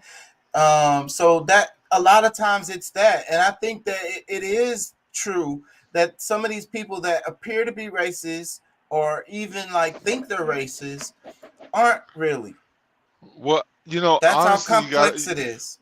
When you really get into it, like a lot of it is an inferiority complex that they have. Is because, when somebody, just the average person, I mean, you recognize someone who is of value and, that, I mean, even just man to man, regardless of race, you just kind of like, oh, he might whoop my ass, or like you can kind of just tell somebody who might be a little more above you, whether it's mentally, physically, or whatever. So I think a lot of times that instant judgment between when we're talking about races, I think that happens, and if they feel inferior, sometimes they don't want to have to deal with that, and they find a reason not to like you or whatever. And I believe that's really where a lot of it comes from, is that because the society says one thing, they know the truth, and then it's just kind of hard to deal with. Let me read some comments. Doc says, no biological trash, nothing that stinks. That's the way it is in a truck. And he says, you ask they why. So you ask the why. He says, sound familiar. Half of my family is racist. I have no family. Telling you, bro. I feel you, Doc, bro. We can air hug, Doc. Air hug. I'm telling you, none of my family is Come racist back for up the screen. There until we we encounter a racist. Yes, sir.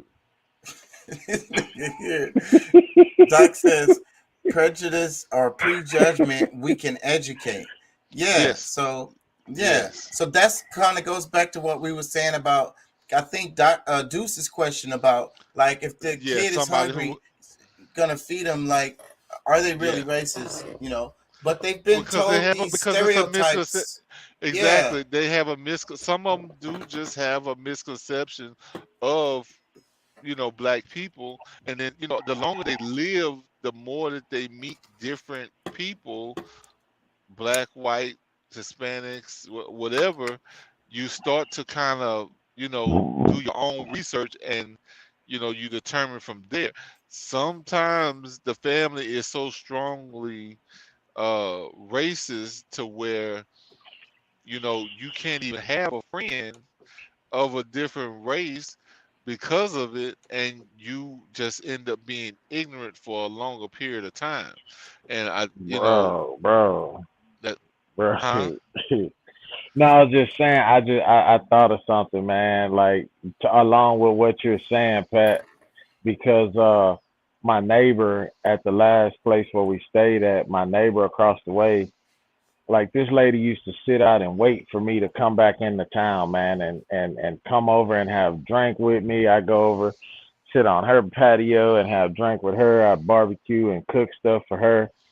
And man, we sitting there talking, bro, and she was kind of had a few drinks and came out and was like, "Yeah, I want my daughter to go ahead and give me grandkids, but you know, I just don't want the first one to be black."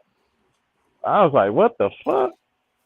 My wife was like, out of nowhere. My wife was like, "Oh no, this bitch gotta go." Like, and I'm like, where did this shit come from? You know, and my wife was like, well, that's because she probably see that her daughter has a soft spot for you or whatever. But I'm like, yeah, I'm a married man. That's too close to home. But still, like we've never had the conversation about anything like this, and she just come out and say this shit, like, you know. I love how people's mind just kind of blurts out sometimes. And I love that that's about us as humans. Sometimes we can't help it. I'll be talking to Jay Lethal about black people and like facial expressions. How like he says that black people are really good at they'll lie to you, but they can't lie with their face, like their body or their facial expressions. Something is gonna give them away because they, you know what I'm saying? That's just them. Like they can't. Their face gonna tell you what it is. You know what I mean? For real. I ain't gonna lie, like my face. I ain't gonna lie. I know my face is giving away. Like I'm like, what the fuck? Like, excuse me. What was this? Can you repeat that? Doc, let me read the comments. Doc Black says racism does not exclude humanism. They can still offer support of anyone in need. One more comment.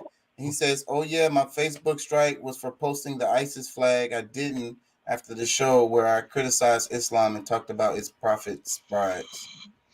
All right, be careful there, Doc. Yeah, I was gonna say Christianity and Islam, like we were saying before, like they are sisters or at least cousins.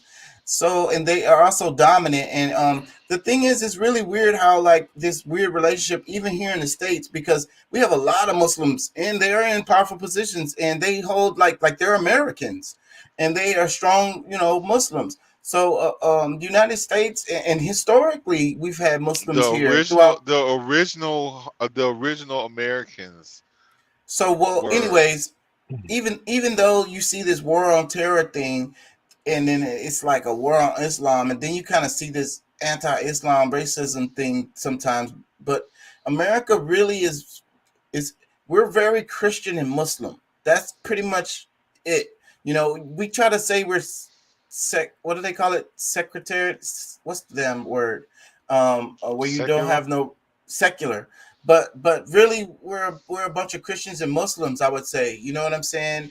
And we also agree. The Christians and Muslims, they all really believe all the same stuff. That's why we're so cool with each other. Really, there's really no difference other than the names that they put in their books. And most Muslims learn from both the Bible and the Quran. But I mean, so I said really that not... because Doc got in trouble for you can't, because it's like and then we can't forget the Jews. So you can't, and that's almost like racism. You can't talk bad about the Jews. You can't talk bad about Christians, and you can't really talk bad about Muslims. You really, like, if you're talking about, you can talk about ISIS, but if it's like geared towards Muslims in general, then there you go. You're gonna be in trouble. Yeah, definitely. But you got to also be willing to talk about the Christians and the bad stuff they do too. Make some balance there. Yeah. So I'm just saying, in the States, you can't criticize. That's the Jews. You can't really criticize, and you can't really criticize Christians, and you can't really criticize Muslims. It's just a part of the. Hey, what you doing, man? Go back. It's just a part of the. Goddamn old this nigga. We're gonna start calling this nigga Clicky Fingers. we as a society, you know, kind of like it's good that we got on this topic because it's so related to racism. And remember, Whoopi got in trouble, and so like that's because Whoopi wasn't drawing the distinction between, you know, the racism based on, you know, like what it's so hard to describe what racism is. I'm but gonna the tell you different ethnicities. Go ahead. The biggest problem is that you know, the reason why Whoopi got punished is more so the fault of our society, instead of actually teaching people That's that my point. Your political status has nothing to do with your ethnicity. Yeah. So even though, you know, people's skin color are the same, because I mean, you know, whether you're looking at, you know, the Jews, Italians, Irish, you know, British, whatever it is, I mean, yeah, a lot of them, you know, have different ethnicities, but they all carry that white political status. They, you know, they can get offended by, you know, things that you might, you know, things you might say. And you know, you got, I mean, like in Egypt, you got people who would call they be Jewish, and you got Christians, like those Orthodox Christians, and these people look exactly the same, like skin tone, everything. They're the same people. Eye color, hair, you know, like you probably can look at a lot of them and not know the difference, but because of, you know, their belief system can change a lot about, you know, like, because in a lot of cases their religion is their biggest identification marker, you know what I'm saying, for a lot of them. But you know, so that's where the line is lost, though, I think. And like you said, the ignorance, and Whoopi exposed it, the ignorance of the, but still though, in Whoopi's defense, where is that line? It's fuzzy, right? Well, I mean, but how can you see? That's why I said I was with Whoopi the whole time, because I'm like, I know these differences, and it's like, okay, but you know, y'all teach, you know, our schools don't really teach us how to, you know, really look at these different ethnicities, because it's more so black and white. It's no, you know, they don't talk, there's really no talk on that gray area in between, you know, if you know, really discussing race. Because I mean, yeah, we can easily say that you know, with the human race, we're all just one race, but then, you know, legally you got all of these things that separates us. Okay, well, so that I don't offend people, can you, you know, clarify some stuff with me? You know, so that's kind of but one of the issues is the boxes that people like to try to give. So there goes the prejudice, and there goes the what was I gonna say, the stereotypes, because it just simplifies life for people, right? So you just like, you put people in these boxes, or Mexicans are like this, you know, Russians are like this, Jamaicans are like that. Like, it just simplifies life for you. You know what I mean? So, and then the same thing with the Jews. Like, Jews are like this, Christians are like this, Muslims are like this, and then there goes the blurriness, because you got Christian Jamaicans, Rastafari.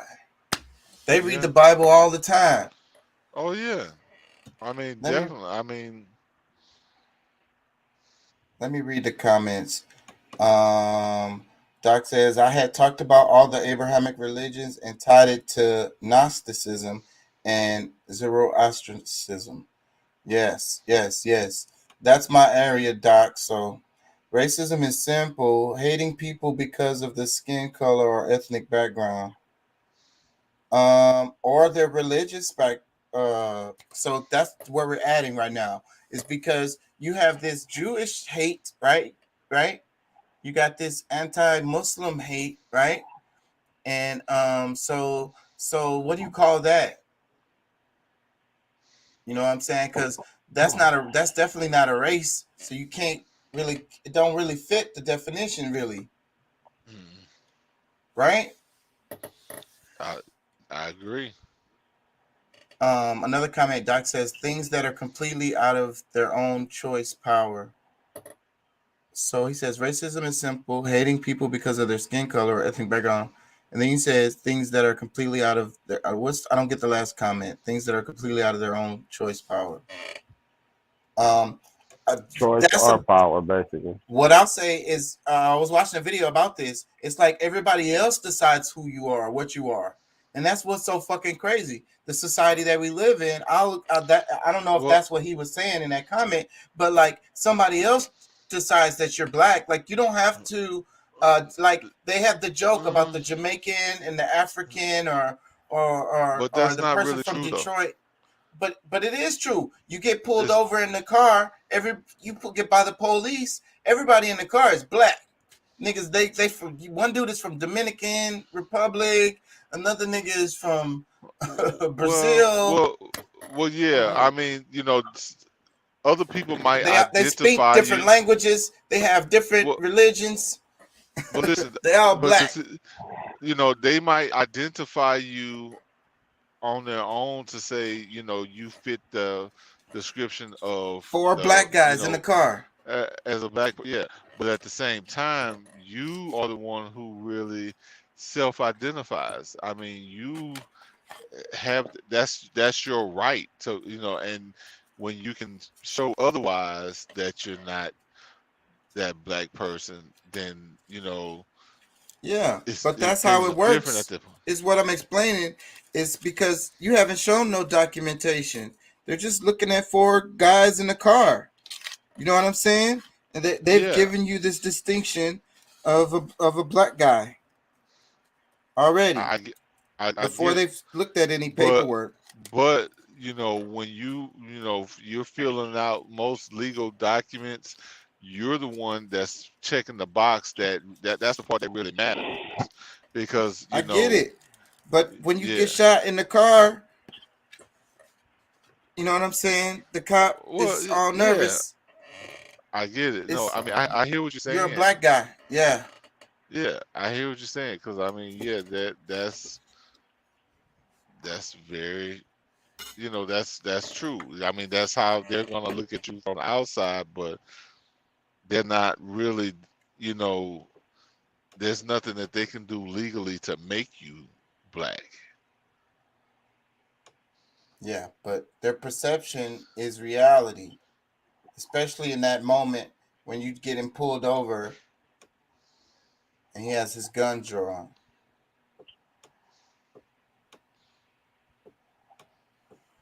Oh, that's a sensitive ass subject. I'm getting tired too. I need to go check on them damn kids. I'm gonna wrap this soon. For sure.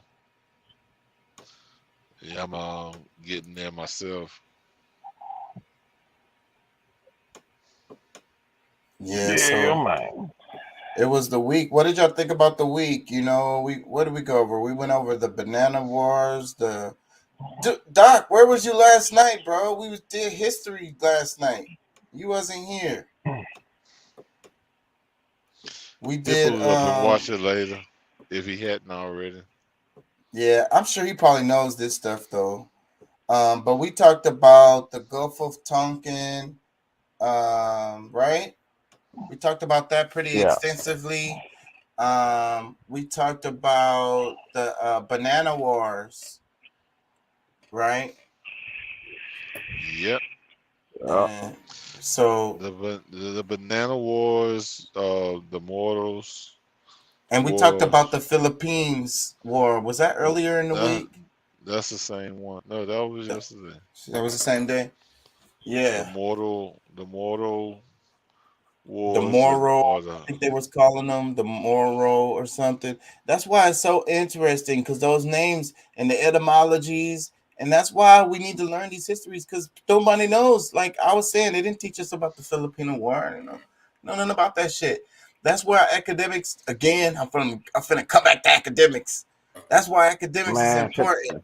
And I'm teaching y'all ass secretly with this shit, because the damn, I have to slide it in on y'all ass. So that, like, the Filipino we War, ain't in no damn college class with that shit, nigga. Yeah, but that's what y'all doing right now. Y'all taking a class because y'all be on here every night.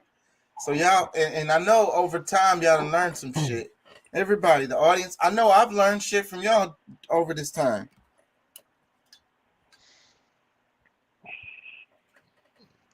A whole lot of shit. I think that's what it's meant. I mean, that's what it's meant to do. We all learning from each other, learning, getting different perspectives, and sharing it with the people. Sure. Yeah, man, you made it to Texas, Pat? Nah, man, I stopped in. All right, I'm gonna give you. I stopped like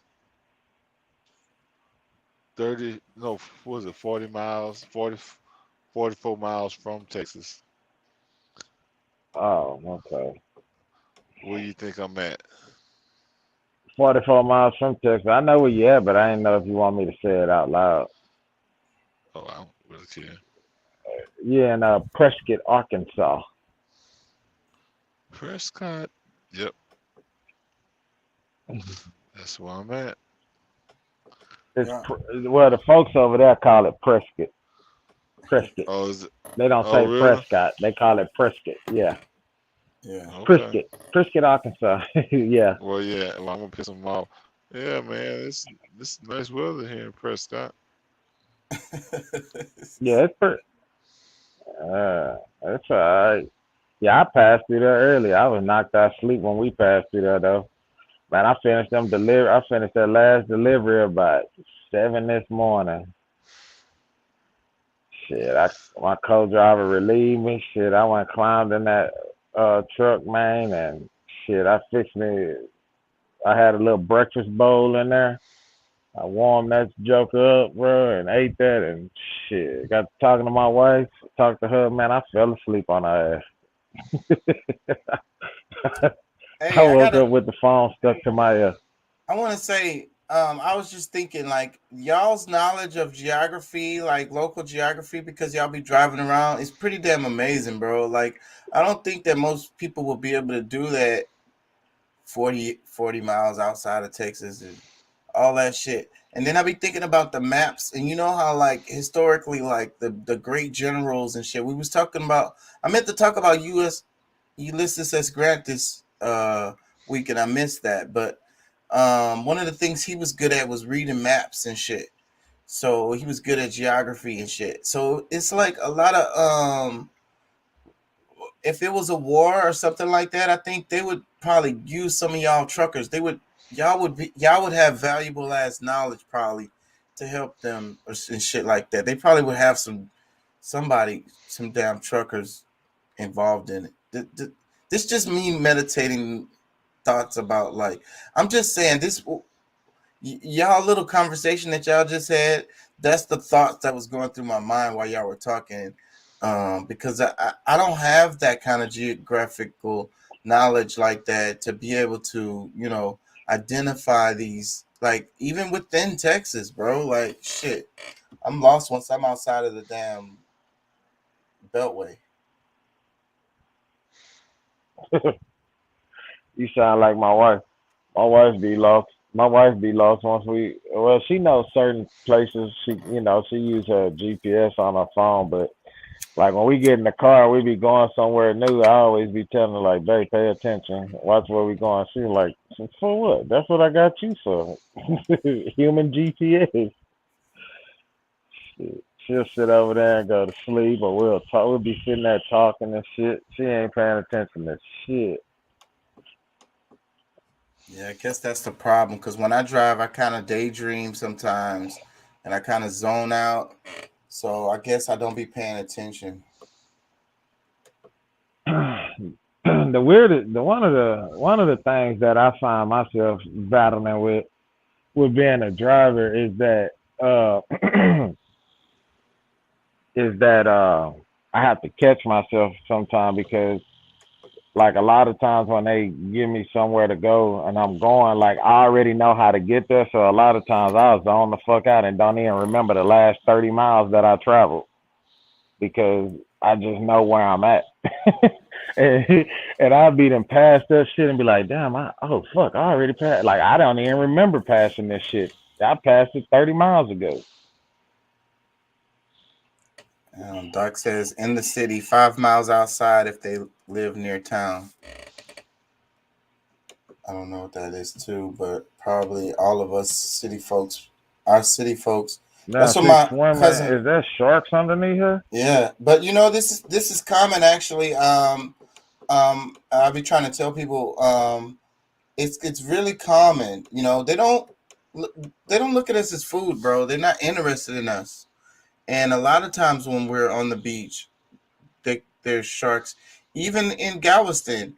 That's why I don't like that muddy ass water though, bro. Like you can't fucking see shit. At least that water is clear so she can like see. But we be out there in Galveston water, walk around. It liable to be a shark right there next to our foot, and we wouldn't even know it. But they not interested in us. They don't see us as food.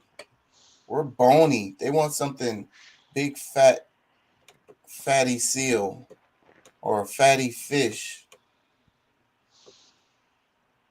Yeah. What say you, Pat? You diving with the shark? Down with the what? He said, "Are you I said, diving are with you the sharks?" diving?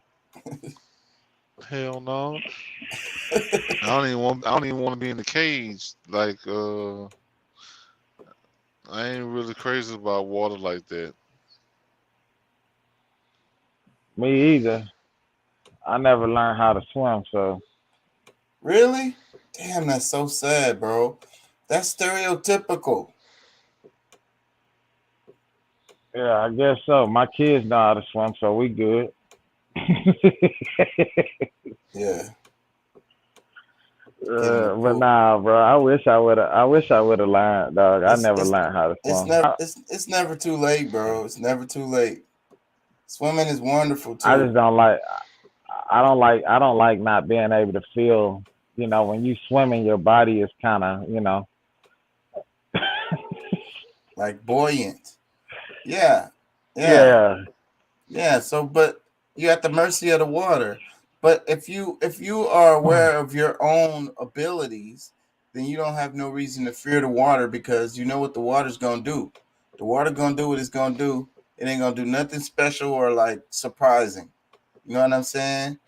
So it's all about you and how you can, you know, move around or deal with the water.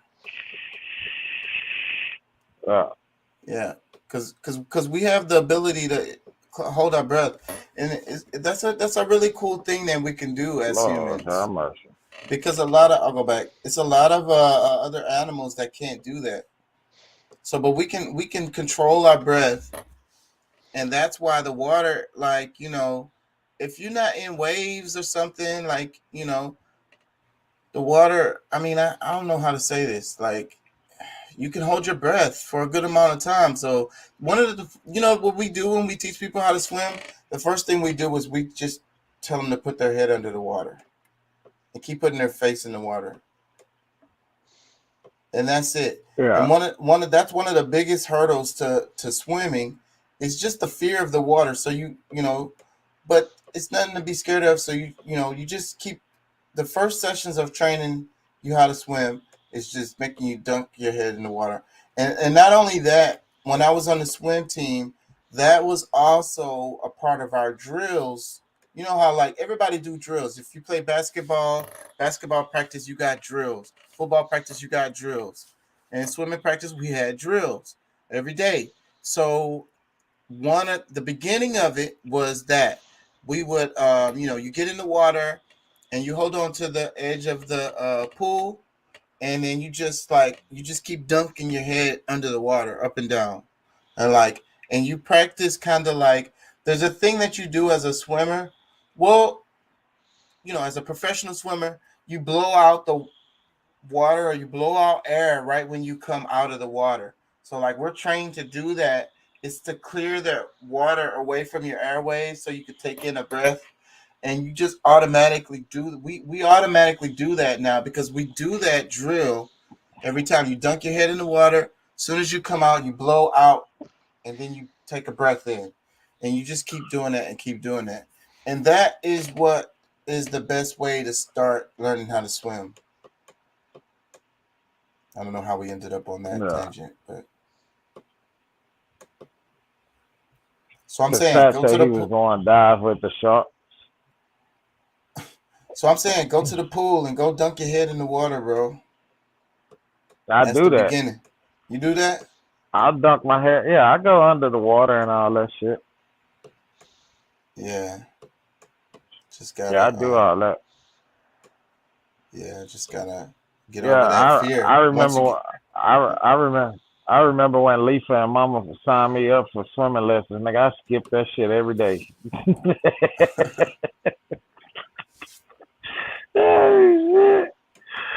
Oh shit! I skipped that shit. That park over there in the Heights over there off of Washington over there. I skipped that shit. I went to the gym. Yeah, I think swimming is a not only important skill, but it's so therapeutic.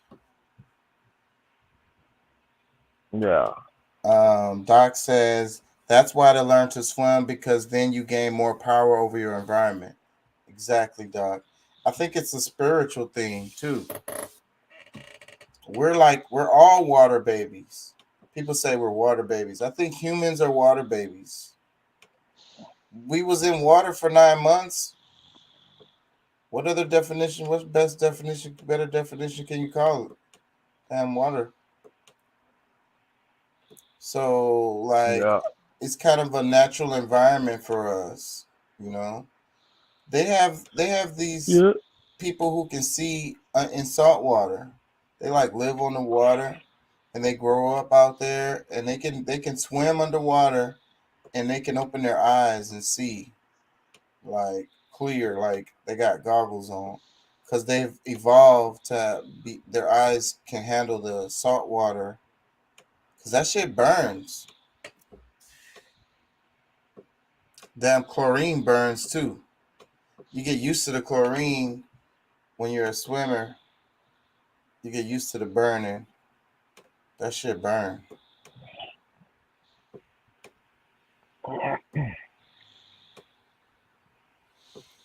Anyways, I'm about to wrap it, y'all. Y'all got any all right, bros. End of the week? What's your message for the people or whatever? Y'all got any sum it up comments of what we talked about for the week?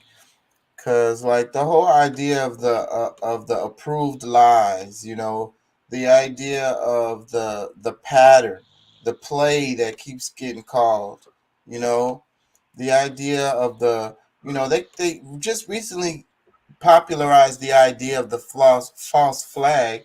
But then when you start going back and looking at history, then you're going to see some events that look very similar to what someone would call a false flag event. And then these events were pivotal in history to lead up to wars and all kinds of shit. And then they end up being excuses for genocides of ethnic cleansings of certain peoples and extractions of resources and shit. Yeah.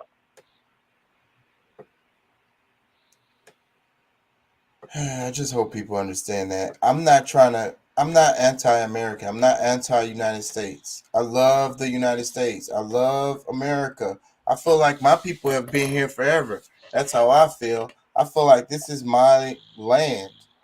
So regardless of what, anybody has to say, I don't care. So I'm United States American as anybody else. So, you know, that's how I feel. And I love it. I love it. I think it's beautiful. I think, you know, but because I love it, I'm critical because I know we can do better. We can be better. We are better. We are better as humans. As humans, we are better. We're supposed to embrace our higher selves. And that's when, even when we go into the politics and we're talking about how the nations are run, that still goes back to the spirituality side of embracing your higher selves. And that's what I be saying. And we just let our ego take over. And that's that nationalism, that toxic nationalism. That's really just ego manifested politically. And that's the point I'm trying to get y'all to understand. Yes, I bash the U.S. all the time, but that's because I want people to see the truth. The U.S. media don't tell you nothing bad about the U.S. Let the media tell it. We were the good guys in every war, and we won every war. We won Vietnam. We won Korea. We the reason why we won World War II. Let them tell it, but that's all not true. That's all not true. Yeah. It's not that I'm trying to down the United States. I'm just trying to get people to see through the media, through the bullshit.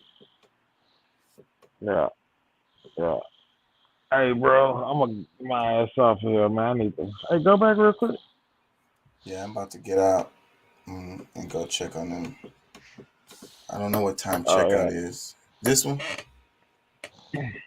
Yeah. Yeah, it looked like somebody familiar.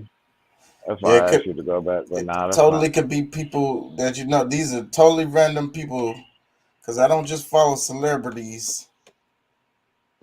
I follow random ass people too. I got you. But yeah, man, I'm gonna lay my ass down, bro. I ain't gonna lie, I'm tired as fuck, bro. I just made it back in. Yeah, I'm gonna get my butt out of here. But nah, bro, this week was amazing.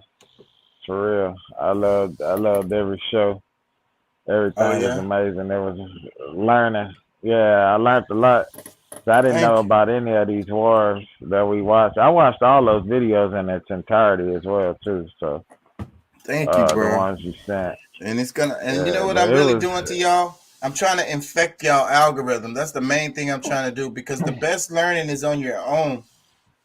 And the universe is gonna send videos or books or whatever your way, just because your algorithm is getting altered by this stuff that I'm sending y'all, that y'all clicking on, that maybe you wouldn't have clicked on otherwise. You get what I'm saying? Yeah. So you watched the whole Banana Wars one? That one was pretty long. Yeah, I watched all of that. Yeah, I watched all of them, bro. I watched that whole that Banana Wars one. Whatever man, I send that y'all, shit was crazy. I watch it. Yeah, the Banana Wars one, that's why everybody needs to go watch that fucking video. I mean, I don't know, maybe I'll go back and put a link in it, but yeah, that thing was packed with information that's not talked about. Yeah. And stuff that affects the way things are now. Still to this day, that's the reason why it's important to learn this stuff, is because you understand the reason why things are the way they are now. So you go look at Costa Rica, Panama, you know what I'm saying? Guatemala, you'll understand why things are the way they are over there now a lot better if you understand. And then the Banana Wars is not even a good way to sum that whole thing up. But it's a real simple way, a good term to type in. You could type that in your little search bar, and that'll start you down your rabbit hole to learn about that shit, because really it's complex. Yeah. I feel you. Yeah, it was good, bro. I watched them all, man. But yeah, man, I'm gonna get off of here before I start snoring on live. All right, man. I'm tired as heck, bro. Well, man, y'all be safe, man. Peace and love, bro. Tell Naya, let me say happy birthday, man. I hope she enjoy her day. All right, man. Thank you for being here. Thank you for your time. And we're Hey, gonna be same on here, next bro. week. You gonna be on next week on Wednesday? Yeah. Cause I go back to work Tuesday evening, so Cool. yeah, I'll be out on the road all week. Yeah. All right, bro. Oh I'm gonna yeah. hit you on Wednesday. All Then I'll send you a few videos. Try not to overload you. All right, no problem. All right, bro. Peace. All right, bro. Peace, man. Let me read a couple comments. Fourth, fifth generation warfare. We are in a war we don't even realize we are fighting. I think you're right, Doc. I think you're right. That's the reason why the media is so skewed. And like I be saying, wartime propaganda. And if you know anything about history, you know that within that country, especially if it's a major war, during a major war, and it don't matter what country this is, ain't nobody exempt. That country is going to be giving its citizens basically propaganda because they're not going to be telling you the truth about whatever's happening related to the war. Never. No country. They always going to want to make it look like we're winning and we're the good guys and we're fighting against the bad guys. And they're going to censor any other information. But what you have to understand is that we're living in wartime propaganda, and we have been for a while. And that's the reason why the media is so skewed. It's wartime propaganda. They want you to think in a certain way. They don't want you to know what's happening out with the boots on the ground. They don't want you to know those details because it's ugly and horrible. And they just want you to carry on with your life and just keep on ordering off of Amazon. Just keep going to Walmart. Don't worry about it. Just go to your job. It's all good. Nothing to see here. Keep it moving. That's basically what the media is saying. But there is something to see here. If you slow down and take a minute to look at it, you'll be able to see it. But it's tough. It's difficult because, like I say, we're in wartime propaganda. So all the major news sources are going to be slanted. You can't trust any of it. You can get information from it, but just know that it's going to be a narrative attached to whatever data they gave you. And if they showed you some damn statistical charts, nigga, if they pulled out any statistics. Yeah. Well, and not that the statistics be wrong, but just the way, because I mean, you can always point out certain things that will, kind of send a message in a certain direction. So that's what they're generally used for. I realize that about statistics. I mean, because you can, like you say, you good data in, good data out, and you can get good charts. But if you see a chart on the news, that chart is going to be misleading. Pretty much guaranteed.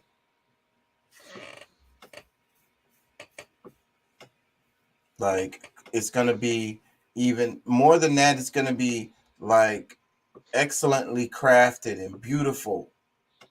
And it's going to accomplish its goal.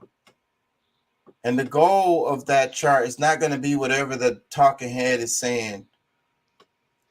The talking head is just going to be blah, blah, blah, blah, blah, blah, blah, blah, blah. But that chart that you're looking at in the background of him while he's talking, that's going to be communicating to you right into your subconscious. And then you're gonna think that information is true. You're going to go with it. It's like the numbers don't lie. The numbers don't lie. But the charts do. The charts lie because they manipulate the way they make the chart. The numbers can be good, but they play with those charts. Anyways, I'm gonna wrap it because it's 5 a.m. I forget what checkout time is with this place, but 11. I might not be able to go to sleep. I might have to stay up. We're gonna see. Wow. Because of checkout time at this place, and I gotta get the girls and all their stuff out of there because I only paid for one night at this Airbnb. So ain't nobody else. I don't have no freaking help like my mom was talking about at the beginning. She could drive over here and give me a hand. She's all like, why are you leaving them by themselves? Well, I'm doing this by myself. I don't have no help. I was wondering how much is the Airbnb for the night. It was more overpriced is what I would say, because once I got there today, I was like, the damn ads, they're really good at them damn ads. I'll say that, because this shit didn't look way better on the fucking ad. But it's nice, but it's overpriced. We was gonna do 2 nights, and I'm glad we didn't. Once I saw the place, I was like, oh no, this definitely wasn't worth it. The price. Yeah. Well, it'll be all right. They're gonna enjoy themselves. So yeah, I'm sure she had a good time. I'm finna go check on them right now after I click off of here. I'm finna drive that way. All right, man. Well, I'm about to take my ass to bed. I was gonna try to holler at this chick or whatever, but I'm not going anyway. Yeah, I might not be able to go to sleep, so I'm gonna be like y'all tonight. All right, man. Y'all have a good one. Peace and love. Y'all have a good one. Thank y'all for joining. Thank y'all for listening. I hope y'all learned something this week. You know, you see a problem in your community, try to do something. And it's what I always say is do what you can. You know, you're only one person, but there's something you can do. So do what you can. And if everybody around the world do what they can, then the world could change overnight. But we have to activate our community and build communities together on our own. We can't rely on our governments to do these things for us because they're not going to do it, as we can see, you know. So we're going to have to do it on our own. We fund the governments, by the way. So instead of go ahead, what I'll say is go ahead, let them take the taxes, fund the government, but then fund something for your community on top of that. And you know what I'm saying? Build wealth within your community, and it's not really about just building wealth. It's about building a community of people who, you know, live together and work together. And, you know, that's what we're missing. We have this individualism that they want to sell us. The corporate world wants to sell us with this individualism, and that's what keeps us separated, and that's how they control us. And then we feel like we don't need each other, but we do need each other. We're a community, naturally community people, so we need each other. So we just need to remember that we need each other, because, you know, whenever it's a disaster, what happens? All that racism is out the fucking door. All that Republican Democrat shit out the fucking door. All that fucking sexism shit, patriarchy, matriarchal bullshit is all out the fucking door, right? When it's a disaster, everybody is running to help whoever the fuck is there. Ain't nobody thinking about was it a woman or man, or whether they're Jewish or they're Republican or Democrat. Ain't nobody worried about that. Y'all know I'm not lying, because we're humans, we're just, and we can't even help it. We're going to automatically do it. We're like ants. If a disaster happens, trust me, the building falls next to where you are and you see it, you're going to get up and you're going to run over there and you're going to try to help whoever the fuck you can, because you know you can save some lives, and you don't care who it is. You know this is true. So, but they have put the matrix over our eyes. They have separated us from reality, and we forget that we're connected, and we walk around like New York and just can walk by somebody suffering and pretend that their suffering doesn't have an impact on us. Just to play basketball for Lee. Oh, go ahead. Yeah. So I'm just saying we have to do it. Who's ever listening to this? We have to do it. Do what you can to try to help foster communities that work together and grow and help and create institutions for us. And we build them ourselves. We fund them ourselves. We manage them ourselves. We do not need the government. We don't need nobody. We can do it. They keep telling us that we're stupid. That's why the media is on a 4th grade level. They think you're all dumb. So they don't think you can build institutions on your own. They don't think you can manage yourself. They think you need government to tell you what to do. They think you need to be spoon-fed and bottle-fed. But you don't. But we believe it too. Yeah. That's the problem. That's the problem. We believe it too. We got to get that out of our head and start actually going out here and getting our hands dirty and getting our feet dirty and getting into the streets and actually trying to build a community center that your neighborhood needs. Make it happen. Find the funding. Do it. I'm working on that.